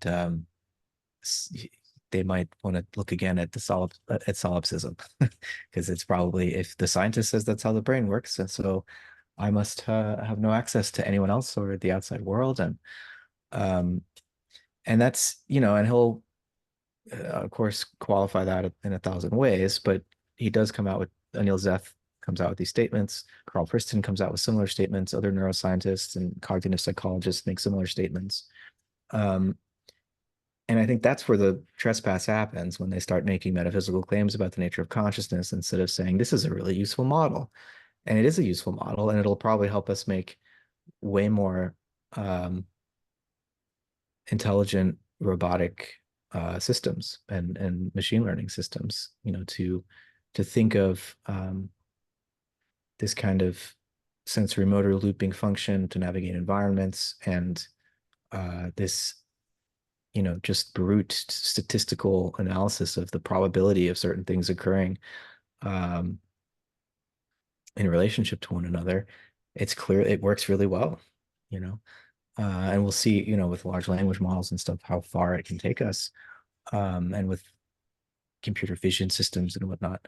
But I'm super impressed, what a device I can hold in my hand can do Yeah. at that level right now is pretty impressive. I didn't see it coming. I mean, I'm sure people in the industry saw it coming. I didn't see it coming. I don't think anybody saw. I mean, at least the mainstream narrative amongst people within machine learning research is that nobody really saw it coming. Yeah, Like, and so I think it's super interesting and cool. And yeah. there are other critiques and built biases, and they describe the industry as extractive, you know, because of the way that the training data is harvested, and all of that is true. But I also think it's cool, regardless. I mean, we could, I think, hopefully work out some of these problems. But every technology has been disruptive of how human beings create things and do copyright and all of that. And they're not Um, providing a critique of capitalism per se. This is not that kind of book. I mean, obviously that critique can be and has been made, and they reference the book, which I have here. On the floor, which is terrible. Kate Crawford, Atlas of AI, which at least in part is criticizing. It was trying to draw attention, and there have been many such articles and stuff, right, to the energetic costs of these, server farms and all this kind of stuff. And that's a really important critique, but that's not really what I mean, that is something that might be in our blind spot. And that needs to be revealed. Yeah, but it's not. well, it is important though, like the distinction that they make between and that the researchers themselves who do for energy principle stuff and predictive processing stuff are also make, is that this is a model and this is not actually an explanation of consciousness. Is super important, uh, specifically because of how AI is taken into the culture, and not just how it works technically, but how people understand what it is. Because if people think that these machines are actually uh, conscious, then they're reducing human intuition, human thinking, and imagination to uh, a kind of Bayesian probability, um, which I don't think I don't think it's all about calculation. I don't think human cognition, consciousness is, it can be represented numerically, perhaps, as weights in some neural network, but I don't think that that simulation is ever going to be the same as actually instantiating a conscious horizon of experience, right?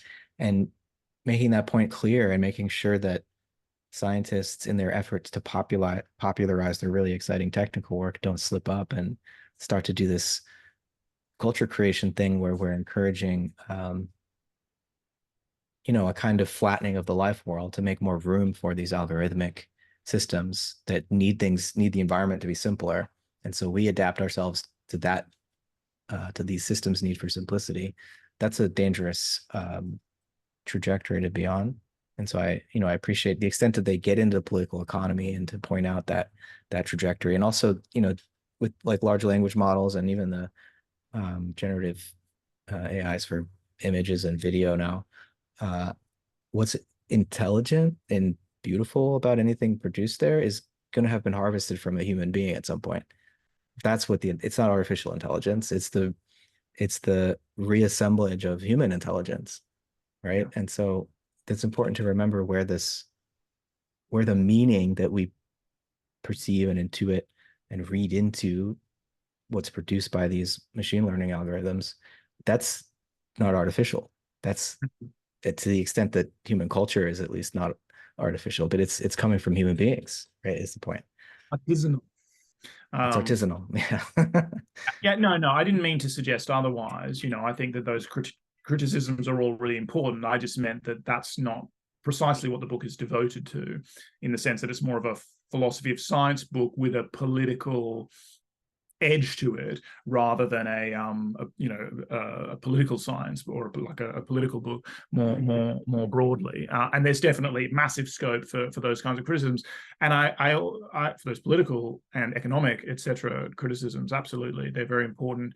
And I also agree that the keeping in line scientists and philosophers and public intellectuals or whatever of all kinds who tend to make excessively simplistic statements. I mean, that's sort of in a way what we're doing by critiquing this book. But that's a super important function of books like this. And I think the critiques, I haven't read I've read a bunch of Anil Seth's papers over the years, and I think he's done some really cool work. I haven't read his book Being You. I've very little interest in reading his book Being You. Sorry, Anil. And to the extent that I've seen quotes abstracted from it, and things that he said, I've been like, yeah, that needs to be criticized, And then just like we were talking about Friston, and you mentioned this recent Aeon article, which I also haven't read, and have very little interest in reading. Sorry, Carl. But yeah, it sounds like, and I have heard Friston say many things which I would think of as kind of broadly under the rubric of naive Kantianism, and I'm not a fan of those sorts of claims, and I don't think that they don't do justice to the research program that he has helmed for the past, however, wherever you take its origins back to, but like to the 2000s at least, in terms of bringing the free energy principle explicitly in. Yeah, they don't do any, his I guess his popular quasi-philosophical treatment of his own research program does no justice to the research program. But I think it's also correct what you're saying, that most of the people who are really working with, and this includes Carl in of course in other contexts, working with these models, are not totally unsophisticated thinkers about what models are. And one of my issues in general with enactivist critiques seems to be that they think everyone is unsophisticated in their handling of models except them. But that becomes its own blind spot, because that's a kind of like shadow projection kind of thing in a way. And it makes, I think, and some of the conversation we've been having about the handling of the autopoietic model perhaps reflects certain, maybe we're not being fair and whatever, but or our critiques are themselves, relatively thin, perhaps, but they sometimes seem to, they're using this strategy on everyone else, which is what I call refutation by reification. So they're accusing everybody else of what Whitehead would call the fallacy of misplaced concreteness, right? And then they're saying, and because of this, these extrapolations are all illegitimate. But then I think there's a way that they don't handle things like abstraction and thus, concreteness and like the relationship between abstraction and concreteness. Therefore, those are two obviously completely interrelated processes and concepts.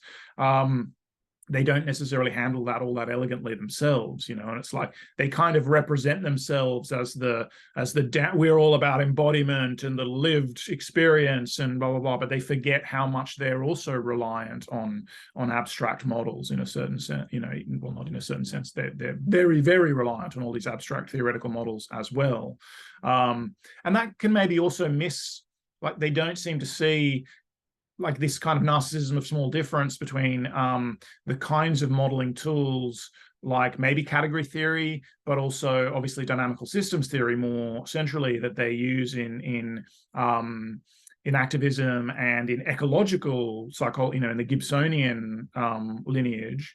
And then they don't kind of see how free energy principle is actually making use of all of those sorts of things. But there are because these are abstract models, there are often many different ways, different formalisms can be used to represent the same, to model the same kinds of systems, right? And so, they're all models, so they're all going to get certain things, they're all going to abstract away from the ooey gooey wet, details of the messiness of actual living systems, but they can be complementary, and also be broadly saying very, very similar things. And it might be less important sometimes so it is important as well to point out where they differ, but it's not necessarily the right thing to do to like demarcate entire disciplinary boundaries based on these relatively small differences.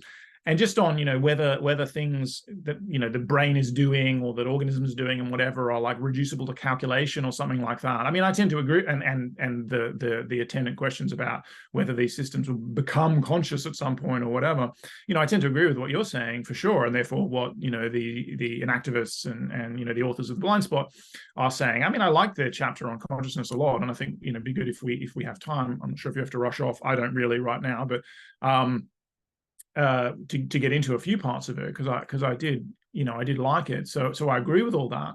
But the question of whether it's all calculation is the same as the question of whether it's all computation on some level, but it depends on what you mean by computation. And then these become questions in the philosophy of mathematics, and then that also bleeds into the ontology of mathematics, because computation means different things to different people, and it may just mean sort of calculation, and there are trends in philosophy of mathematics towards kind of subsuming all of mathematics into computation.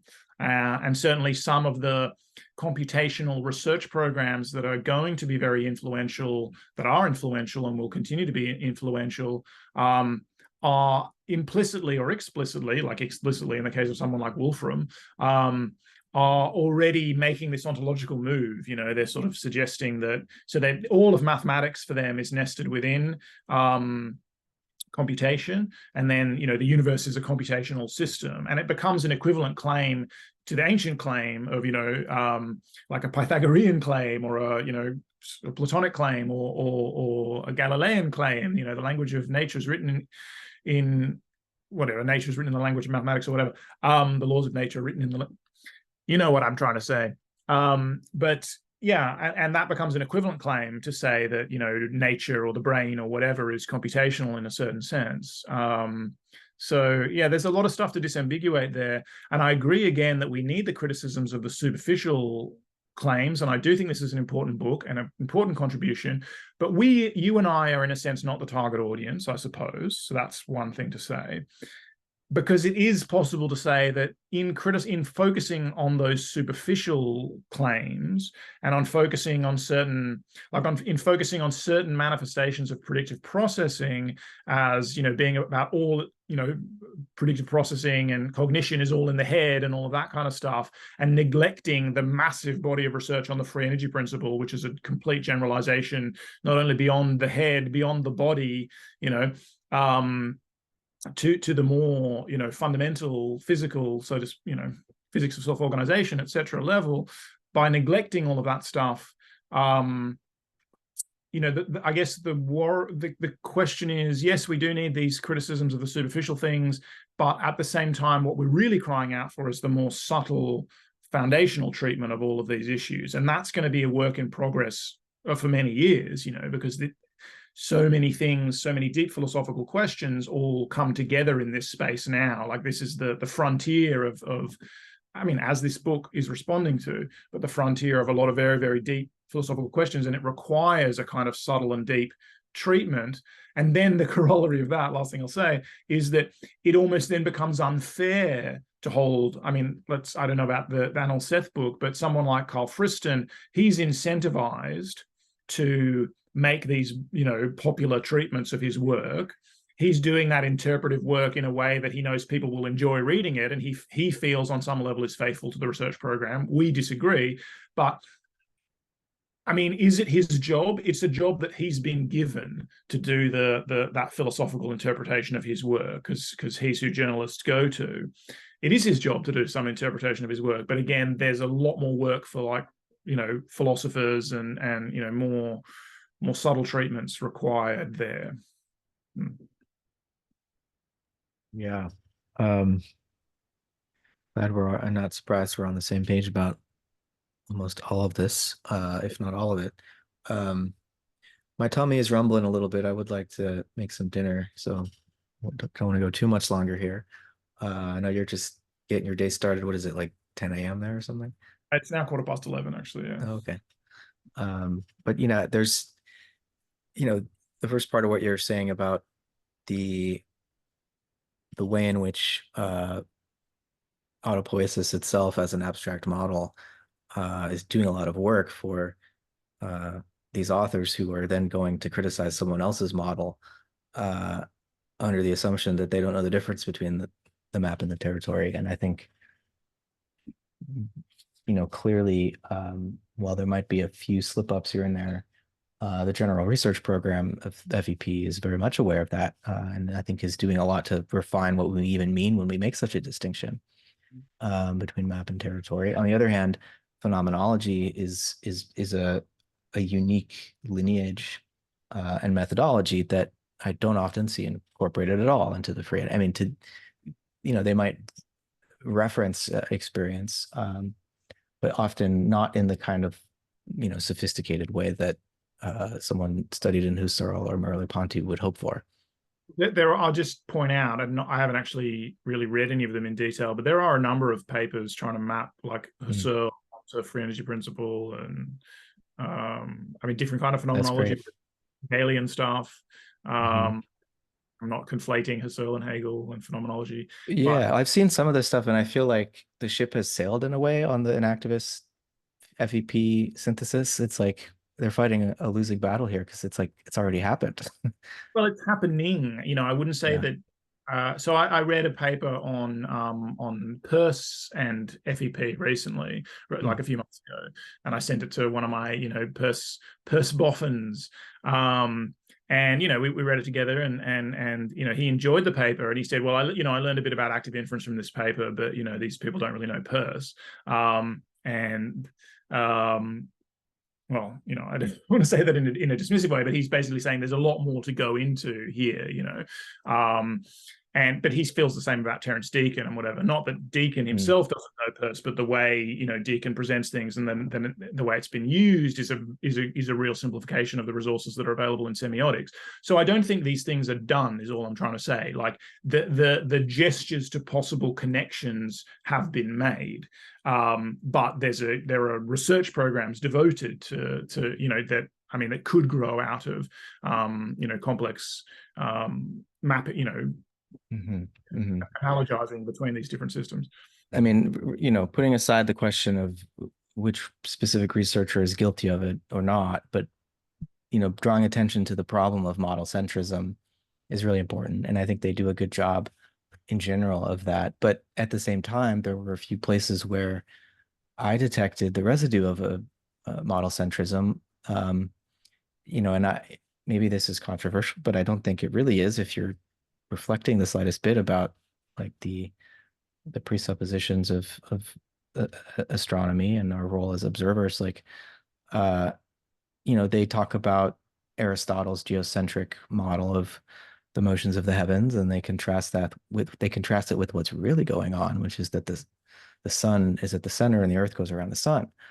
And that's a very common narrative, which on the face of it, uh, you know, okay, but ultimately the sun is moving. The orbits of the planets it's a chaotic system. The true motions of the Earth are nothing like the heliocentric model. And for them to just make that simplistic statement that we now know the Earth goes around the sun, well, if you take the sun's position as the reference frame, then sure. But why aren't we taking the center of the galaxy as the reference frame? I mean, we know reference frames are relative in physics. And so it's just there's a bit of model centrism there. And the way they talk about the Big Bang, they'll acknowledge it's a model, of course, but they also talk about it like a fact very often. Or they'll talk about acceleration and inflation as a fact, which is it's a theoretical interpretation of a fact of Yeah, something that we measure. So, you know, there are examples of how it's really difficult, even when you're a trained phenomenologist or you're reflecting on the issues of model centrism and misplaced concreteness. It's really difficult not to slip up because the scientific worldview um, is very powerful. It's transformed not only the material world around us, but it's transformed our very sense of our perception and our sense of our own identities. And so, you know, I think their caution and the criticisms they make are important, but we just need to all be hyper vigilant about this tendency that we have. yeah, and I mean, isn't it in a certain sense just impossible to escape model centrism in the sense like so we go right back to the beginning, and this is very relevant to their centralization of conscious experience and the horizon of consciousness, and this sort of Kantian move that they make, which I think is legitimate, right? I think that there's just more to it, and you and I have sort of discussed that a number of times. But so I think of a science of the human Umwelt in a certain sense, right? But when they're contrasting direct experience with whatever they're contrasting it with, or they're saying we need to ground things in direct experience. And well, they are what they're contrasting it with is abstraction. I think it's really important, and this is part of again my shtick about say something like the free energy principle and the way, yes, it problematizes this map territory distinction in in an important way. But this is also what Kant was doing. They buy into this idea that we're in this life world and it's comprised of affordances that are relative to us because of the kind of embodiment that we have and the evolutionary lineage that we have and all of that kind of stuff. And that kind of necessarily means that direct experience, the horizon of consciousness itself, is a mediated thing, right? And sometimes a lot of work gets done by this notion of direct experience, and I know what they mean by it, obviously. And we've talked previously about this principle that I have of the legitimacy of experience, which is that there is something inviolably legitimate to experience, but its legitimacy doesn't extend beyond itself, so to speak, right? It doesn't extend to anything you might extrapolate from it. So what I'm saying is you're like inevitably vulnerable to the idea of model centrism. Like as soon as you extrapolate anything from direct experience, and you're using like language, which is a tool for modeling the world and which itself comes with all this, historical accretion of world models, of world views that you're not responsible. They speak nicely about intersubjectivity and stuff as well, obviously. And that's a whole other thing we could go into, and why that also problematizes the notion of autopoiesis. But yeah, you're always in the world of model centrism as soon as you are reflecting, right? So as soon as you move from having this experience in a completely pre-reflective manner, then you are now to some, and there's this ascending spiral or whatever they say of abstraction, and there are all of these things that they point out, and they come up with their own snappy terms which are quite related to Whitehead. Whitehead is great with his fallacy of misplaced concreteness and fallacy of perfect dictionary and all these things that are like, yeah, these are cool. They're great little mnemonics because they're so catchy, and they've got their surreptitious substitution, a kind of illegitimate synecdoche sort of move, and they've got their ascending spiral of abstraction or something like that. But I think what can get lost there, even though it's totally, tacitly part of the presupposition of their entire view, is that quote unquote direct experience is itself mediated, right? In an important manner. And I do like, you brought up James and pure experience, and also like someone like Nishida has a nice theoretical elaboration of the notion of pure experience. But then I also take that to be core to sort of the kinds of Buddhist philosophy that obviously Evan Thompson is like a serious expert in. But that is the idea, of course, of like purging experience of all of these conceptual trappings, which normally constrain, enable. Again, it's an enabling constraint, us to differentiate, like as if language or mathematical models or computational models haven't helped us differentiate the world and expand the life. I mean, and again, the authors are completely on board with this. The machinations of science have expanded the life world in these incredible ways, right? But nonetheless, there is this sense of pure experience where you are purging it of all of these conceptual mediators, kleshas they might be in the sort of Vedic tradition, things that distort our perception, their filters, et cetera, various ways of framing. And the free energy principle, provides us with an account of this kind of stuff. And that's why it has been, used a lot in theoretical models of the experience of meditators and flow and all of that kind of stuff. And it appears to be very useful and insight generating in those areas. But I think the point I'm trying to get at is that at the end of the day, we still need to be wary of what Sellers would call the myth of the given, right? That even our pure experience, and that Nishida or whatever, or Jamesian notion of pure experience, I also take to be distinct from the idea of a pure conscious experience, which is, an experience with no content, so to speak, an experience of just awareness, right? An experience of pure consciousness.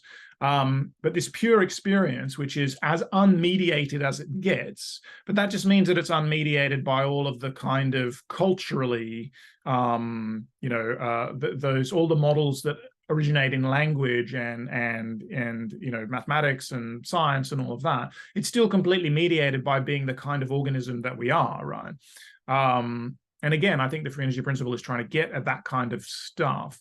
And so I don't know what my point is here, except that it's basically impossible to be experiencing objects of any kind in the world around us without some kind of model mediation, if you want. And we might say that it's a violence of language to speak of that as abstraction, because that's the most concrete thing there is. And I agree with that, but I also think we've talked about this with Whitehead. The way we're going to get to an ontology which corresponds to the Umwelt, so that emerges from the science of the human Umwelt, that does justice to it, is by taking this notion of abstraction to the hilt, in a certain sense, right? And saying that, as Whitehead says, when we abstract, we are doing what nature does. Abstraction is a natural process. And so direct or pure experience is just primary abstraction. And the important point, and this, I don't feel like this should lead to alienation, but that's maybe another discussion. But the important point that emerges from that is that we can use all these different models, and they are different perspectives that we can have on the world, and we can use them to mediate our encounter with the life world. And rather than saying that direct experience or pure experience is not abstract or is whatever, unmediated, we want to say that mediations or different forms of coarse grainings are actually horizontal, not vertical. So we don't want to, so they've got their ascending spiral of abstractions or whatever. A reductionist thinks of like physics or whatever, or maybe some mathematical model as, in some sense, the most information rich, you know, where the map and the territory converge because we've got all the details. And that's plainly obviously not the case to anyone who's focused on the phenomenological, because all of the incredibly rich details of our life world disappear in models like that. But other details that do not readily reveal themselves to us from within the horizon of lived experience do reveal themselves to us through the use of those models. So they're not more or less information rich in some, you know, absolute sense. Coarse graining is not a one-way thing. It's more like, again, the generation of lots of different perspectives. We talked about this in our discussion of Levin's polycomputation. But the point I'm trying to get at is, yeah, we need to be wary of model centrism, and that goes across everything. And we need to be aware of whatever model we're handling is always cutting out certain things, is always hiding. There's a blind spot associated with every model, but it might also be revealing novel things. And that goes for a focus on lived experience as much as a focus on, you know, whatever, mathematical models in theoretical physics. Yeah, I mean, you're helping me see more clearly the way in which they refer to, as part of the gesture towards pure experience, they refer to it as pre-conceptual. And to the extent that concept has been defined as a kind of, you know, internal mental representation, a symbolic representation of some kind, I agree that, you know, there is a deeper layer of experience that's not conceptual. But this is where I like Whitehead's language and his real push to generalize our terms. When he talks about conceptual prehension, it's not something that you need a language to do. It's not something that you even need, you know, to be alive to do. Though life dramatically enhances the extent to which conceptual prehension becomes effective in a concrescence or in an occasion of experience. But even at the physical level, there's already conceptual prehension, which is the involvement of eternal objects, which is the involvement of, let's say in Stu Kaufman's terms, the adjacent possible, in the way that physis becomes, in the way that nature advances. There's an advance into novelty, which is to say that there is the ingression of relevant possibilities in the accumulation of events which constitutes the order of nature.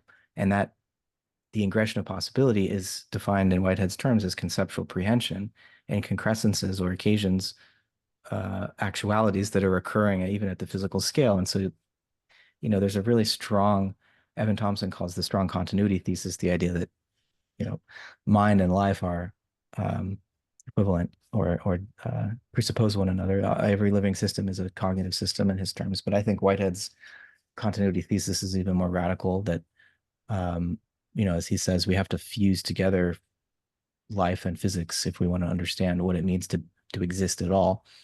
And I think pushing something like conceptual prehension all the way down is one way to do it. And, you know, this is metaphysics, and so we're tinkering with language, experimenting with it to see what happens in our thought process and its process of abstraction. But it's also, you know, because conceptual prehension goes all the way down, that's why Whitehead says abstraction is what nature is doing.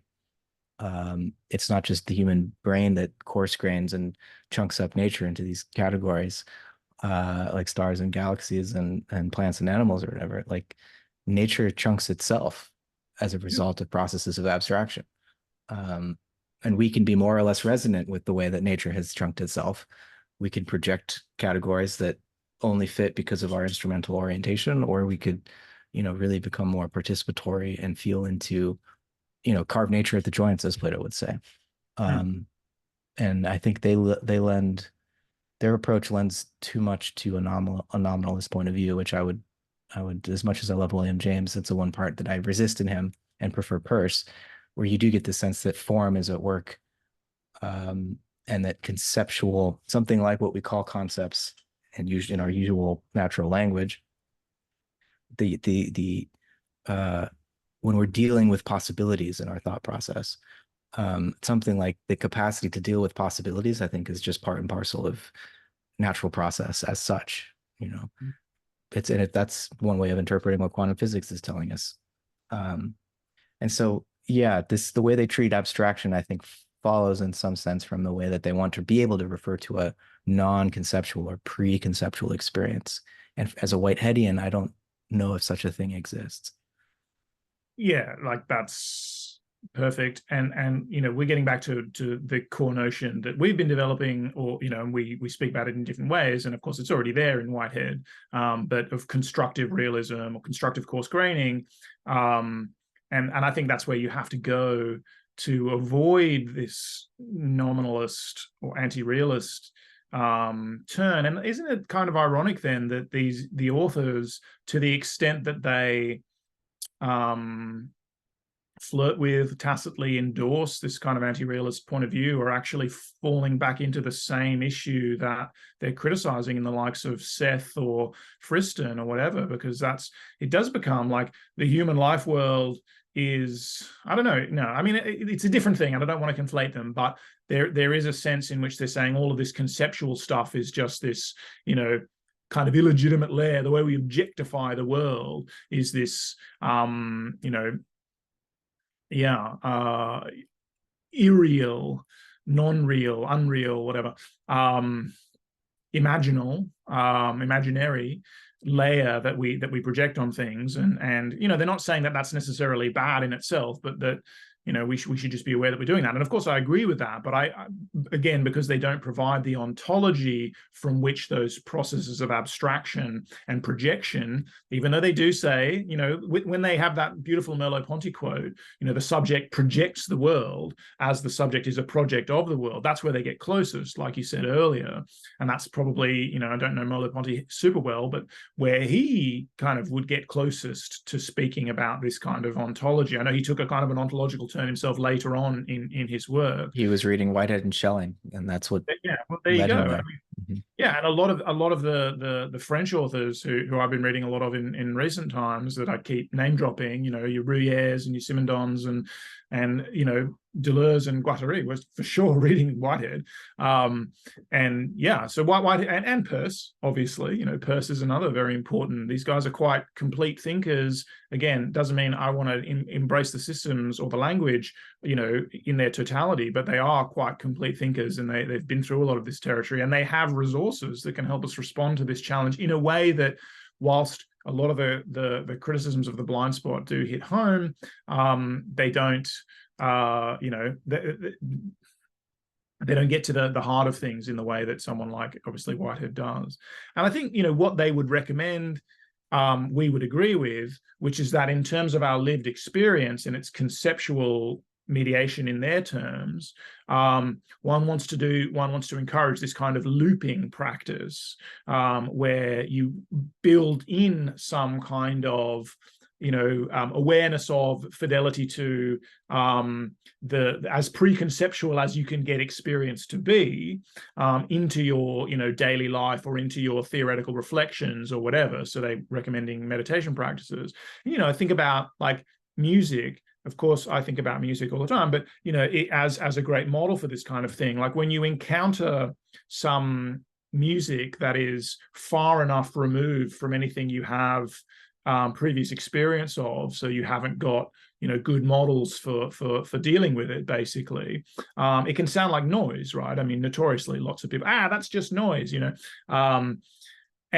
but if you engage the sort of pure experience mode and expose yourself to that music, it still doesn't initially fully make sense per se, but it's not noise anymore. It's like listening to the sounds of a natural soundscape or a cityscape, like we were talking about right at the beginning. A certain kind of order reveals itself to be there, but you haven't quite got it yet. But now it's a stimulating aesthetic experience as opposed to something that's repellent. It's not bouncing off you anymore, but going into you.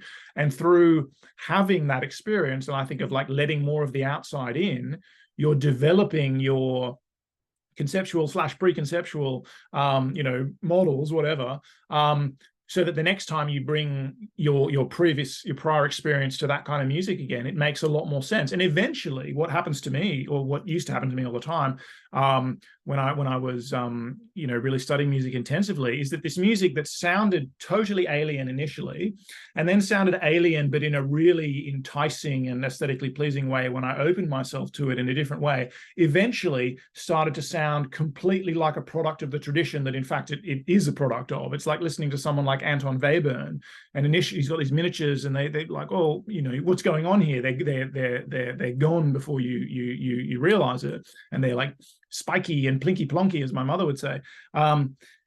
When you eventually assimilate them, you realize that, Webern says he was trying to condense the world, the universe in a symphony that Gustav Mahler, with his giant 70, 90 plus minute symphonies with huge orchestras, was creating, into these tiny little miniatures played by little chamber ensembles.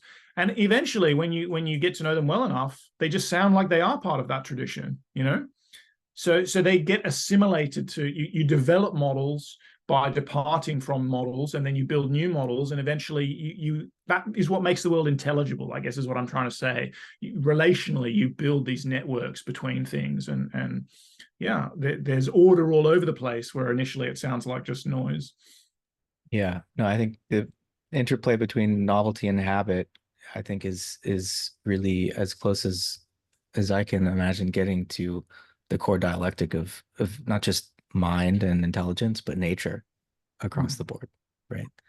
And you should wrap up here, but the one thing I want to be sure we don't neglect to mention is this new inauguration, really, that they're proposing for neuroscience, namely neurophenomenology, which, at least to the extent that neuroscience wants to understand conscious experience, this neurophenomenological project that Varela developed, I think, is speaking to the way in which, whether it's through Buddhist meditation or other forms of phenomenology, for that matter, other forms of mind training and attention training, that we can actually cultivate a more rigorous form of, it's not just intuition, it's not just rather introspection anymore, where you're just picking a naive,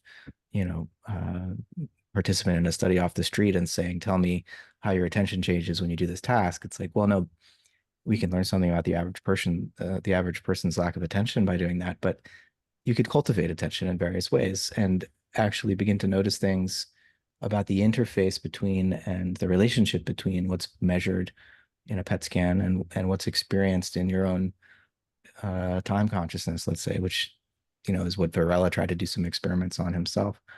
And then you begin to find the invariance, right, between the experiential structure, and which requires intersubjective verification. You have to build a whole language together with other practitioners who are attempting to train their mind in the same way. And rather than just dismissing that and saying, oh, that's all subjective, we'll never be able to do it, I think, no, that's a bias of a particular kind of scientific culture, which has never incorporated attention training and meditation and these practices, which other cultures have been doing for thousands of years. And there's a lot to be learned there if what we're inquiring into is the nature of consciousness. But I feel like neurophenomenology really does helpfully redirect a lot of the passion and the inquiry in neuroscience away from thinking that there could be a cranial explanation for consciousness, that there could be some brain process, some mechanism that someone's going to figure out that's going to explain how consciousness pops out of the brain.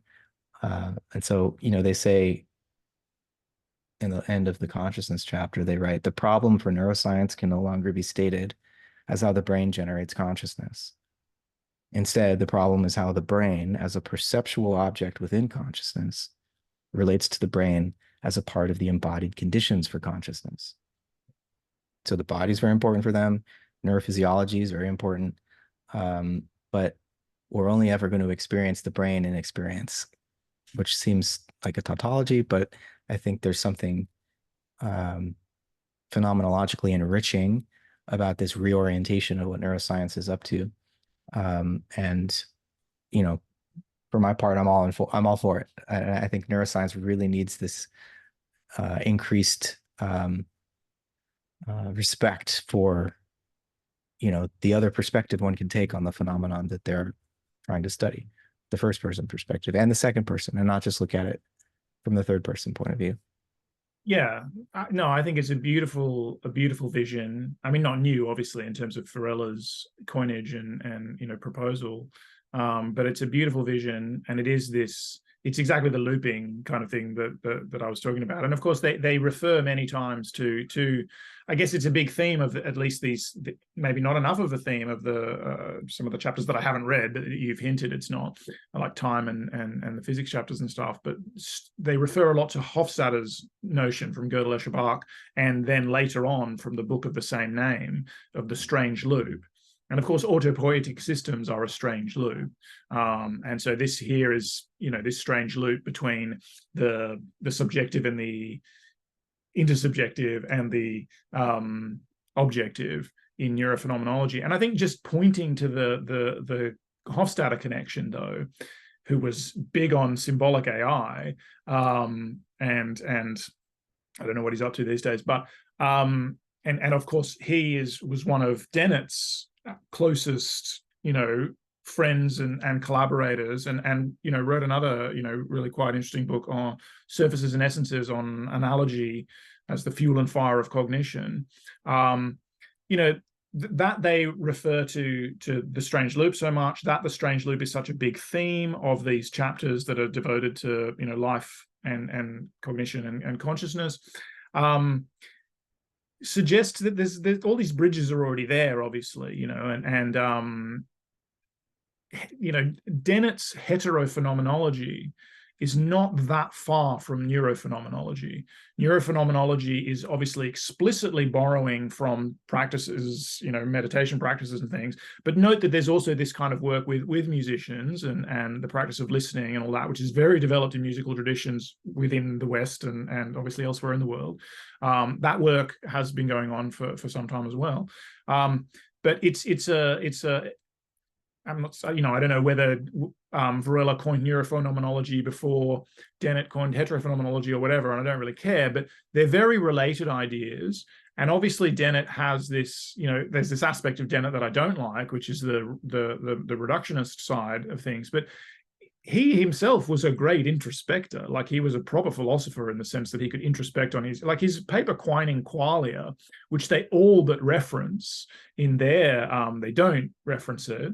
I think the only Dennett reference is maybe, Consciousness Explained in the bibliography. I can't remember, but his Quining Qualia contains very rich discussions of his subjective experiences, and he's one of those philosophers that would always talk about music and that this discussion of taste and music and aesthetics and art and things was really interwoven into his thought, I think, in a way that his reductive side didn't do justice to. But he was, in a sense, on the way to that neurophenomenological perspective as well, or at least we don't have to see these things as being at odds, I suppose, is what I'm saying. Like, they're complementary in a way. I mean, that's his response to the hard problem as well, even though it's before the hard problem per se. Is that, I think, yeah. Well, I've just said it's a perspective. It's a perspective problem. You're never going to get inside another conscious system and experience it from the inside. So you're reliant on this looping behavior between, the subjective and the objective perspectives on that system. Yeah, I mean, there's so much more to unpack about the difference between Dennett's approach and what a phenomenological approach would be, because there's a kind of transcendental intersubjectivity at the core of the Husserlian approach that Thompson and his co-authors are taking, where I don't think they put it exactly this way, but like the self is sourced in other selves. Like we become interior, we gain an interior private perspective on ourselves in the world because we have had relationships with parents and others who have given us the opportunity to internalize that sense of ourselves. And we are profoundly not autonomous. Right. Yes. Yeah, and they would, in the context of an activism, they would talk about structural coupling and empathic resonances and stuff. But on the operational closure principle, it's hard to understand how that intersubjectivity is actually possible. Um, but they do want to defend it. Uh, whereas with heterophenomenology, and I'm, you know, I don't want to speak out of turn, but it seems more like Dennett's suggesting that the neuroscientists say take the position relative to the subject of the study who's giving verbal reports that a cultural anthropologist would take when they're studying some exotic culture. And so it's a kind of objectifying point of Yeah. view, and you're just treating the verbal reports as data, just like the measurements that you're getting from the fMRI. It's just more data to be interpreted, and you're not actually relating to the person as a person. you know, uh, you're taking this position of authority and objectifying, which in the context of scientific research, maybe Dennett feels at least that that's what we have to do. Um, but I think the phenomenological perspective, particularly generative phenomenology that wants to incorporate culture and history and really that shared understanding, that intersubjective ground of all of this, then there really is a fusion of horizons that's possible, and the scientists can't stand over and against the subject of research and pretend like they aren't also ambiguously situated and embodied and part of a whole cultural system of signification that contextualizes everything that he might, as a scientist, want to claim is going on. And so, um, I don't know. I feel like the phenomenological tradition is a bit richer, as good as Dennett was at, um, you know, providing thick descriptions of his own experience. And he's right about qualia, and they admit that it's a faulty concept and it's actually too abstract to capture pure experience. And that the qualia criticism is how they pull the rug out from the intrinsic nature argument of analytic panpsychists as well. Um, and we didn't get into the whole panpsychism conversation, but that's okay. I've written about that already. I mean, we should definitely do that another time. And we've talked about, I mean, we have talked about it a bunch of times. We've also talked about contrasting it with animism and vitalism and other, things which we haven't done in detail. And, we haven't really done the hard problem in detail, even though you and I've talked about it a lot. And I mean, I think another area that they agree with Janet is that it's just a pseudo problem. Uh, they may have slightly different take on its genesis, on the genesis of that problem, but it's a false problem, as Bergson would say. But I totally agree with you. By the way, I was only about the difference between heterophenomenology and neurophenomenology. I mean, I think there's more to unpack in Dennett, but all I was trying to say is that there's a lot of sympathy. There could be a lot of sympathy there as well, and and because I was also having Hofstadter as the bridge, right? Mm. And Dennett, like quite illegitimately, but referred to Hofstadter as one of the few living phenomenologists, one of the few living genuine phenomenologists. In that, I mean, we don't need to go there, but he believed that Hofstadter was really doing a kind of phenomenology. I'm just saying that there are all these bridges there, and that we don't have to. It's great to be critical, and we should be critical, but we also, just like we have to be wary of model centrism, we have to be wary of when the debate has its own inertia, and people's positions, I mean, actually get pushed further apart. They become more entrenched in some aspect of their position that's been criticized by the opponent, and they actually, they start to bolster and reinforce that aspect of their thought, which then doesn't do justice to the rest of their thought in a certain sense. And I mean, I try to be wary about that in myself. And I think that's another way of being wary about model centrism, because circling the wagons of a particular model because you've hitched, well, circling the wagons, you've hitched your cart to it, as we sometimes say, like you associate that with your career and your, blah, blah, blah. Yeah, that's another way of getting excessively attached. It says excessively attaching ego, which is a model, to the model in question that's being attacked or criticized. Yeah. Yeah. Well, I think we need to wrap it up. I'm just, the ego as a model. There is definitely a sense in which the empirical ego is a model, But then when you start to get into what the transcendental or absolute ego might be in the context of, Hegel and Fichte and Schelling and stuff, that's the modeler. That's the nothingness out of which,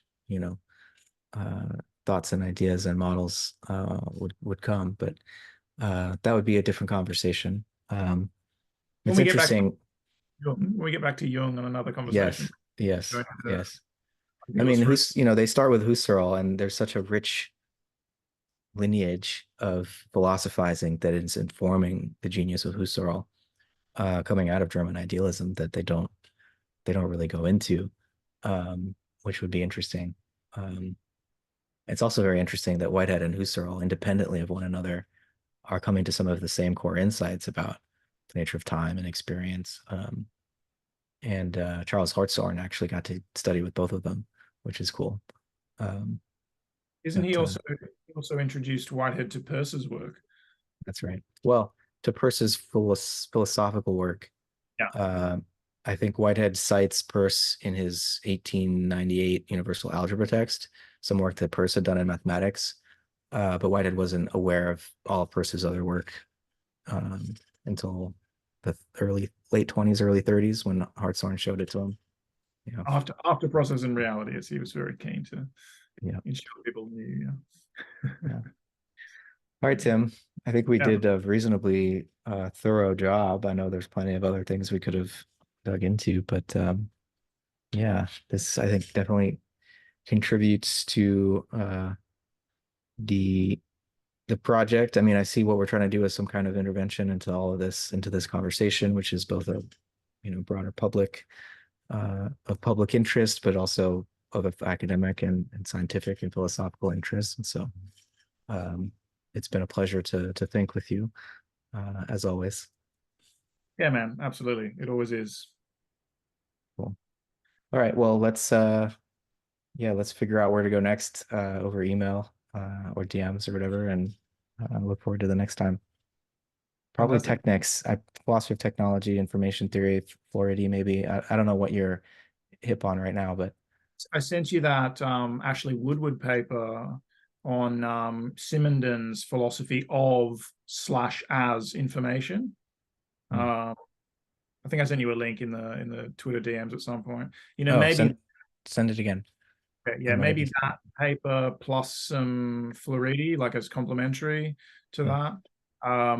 And I do think for another time we should look at that the Jaeger et al. Relevance realization paper, and then the Jack Reynolds, who's a Melburnian philosopher, paper on why Hubert Dreyfus is still important in terms of response to predictive processing.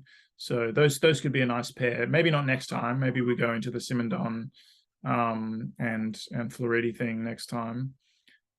Anyway, Great. let's work it out. Sounds good. All right, Tim. Cool, Talk to you soon.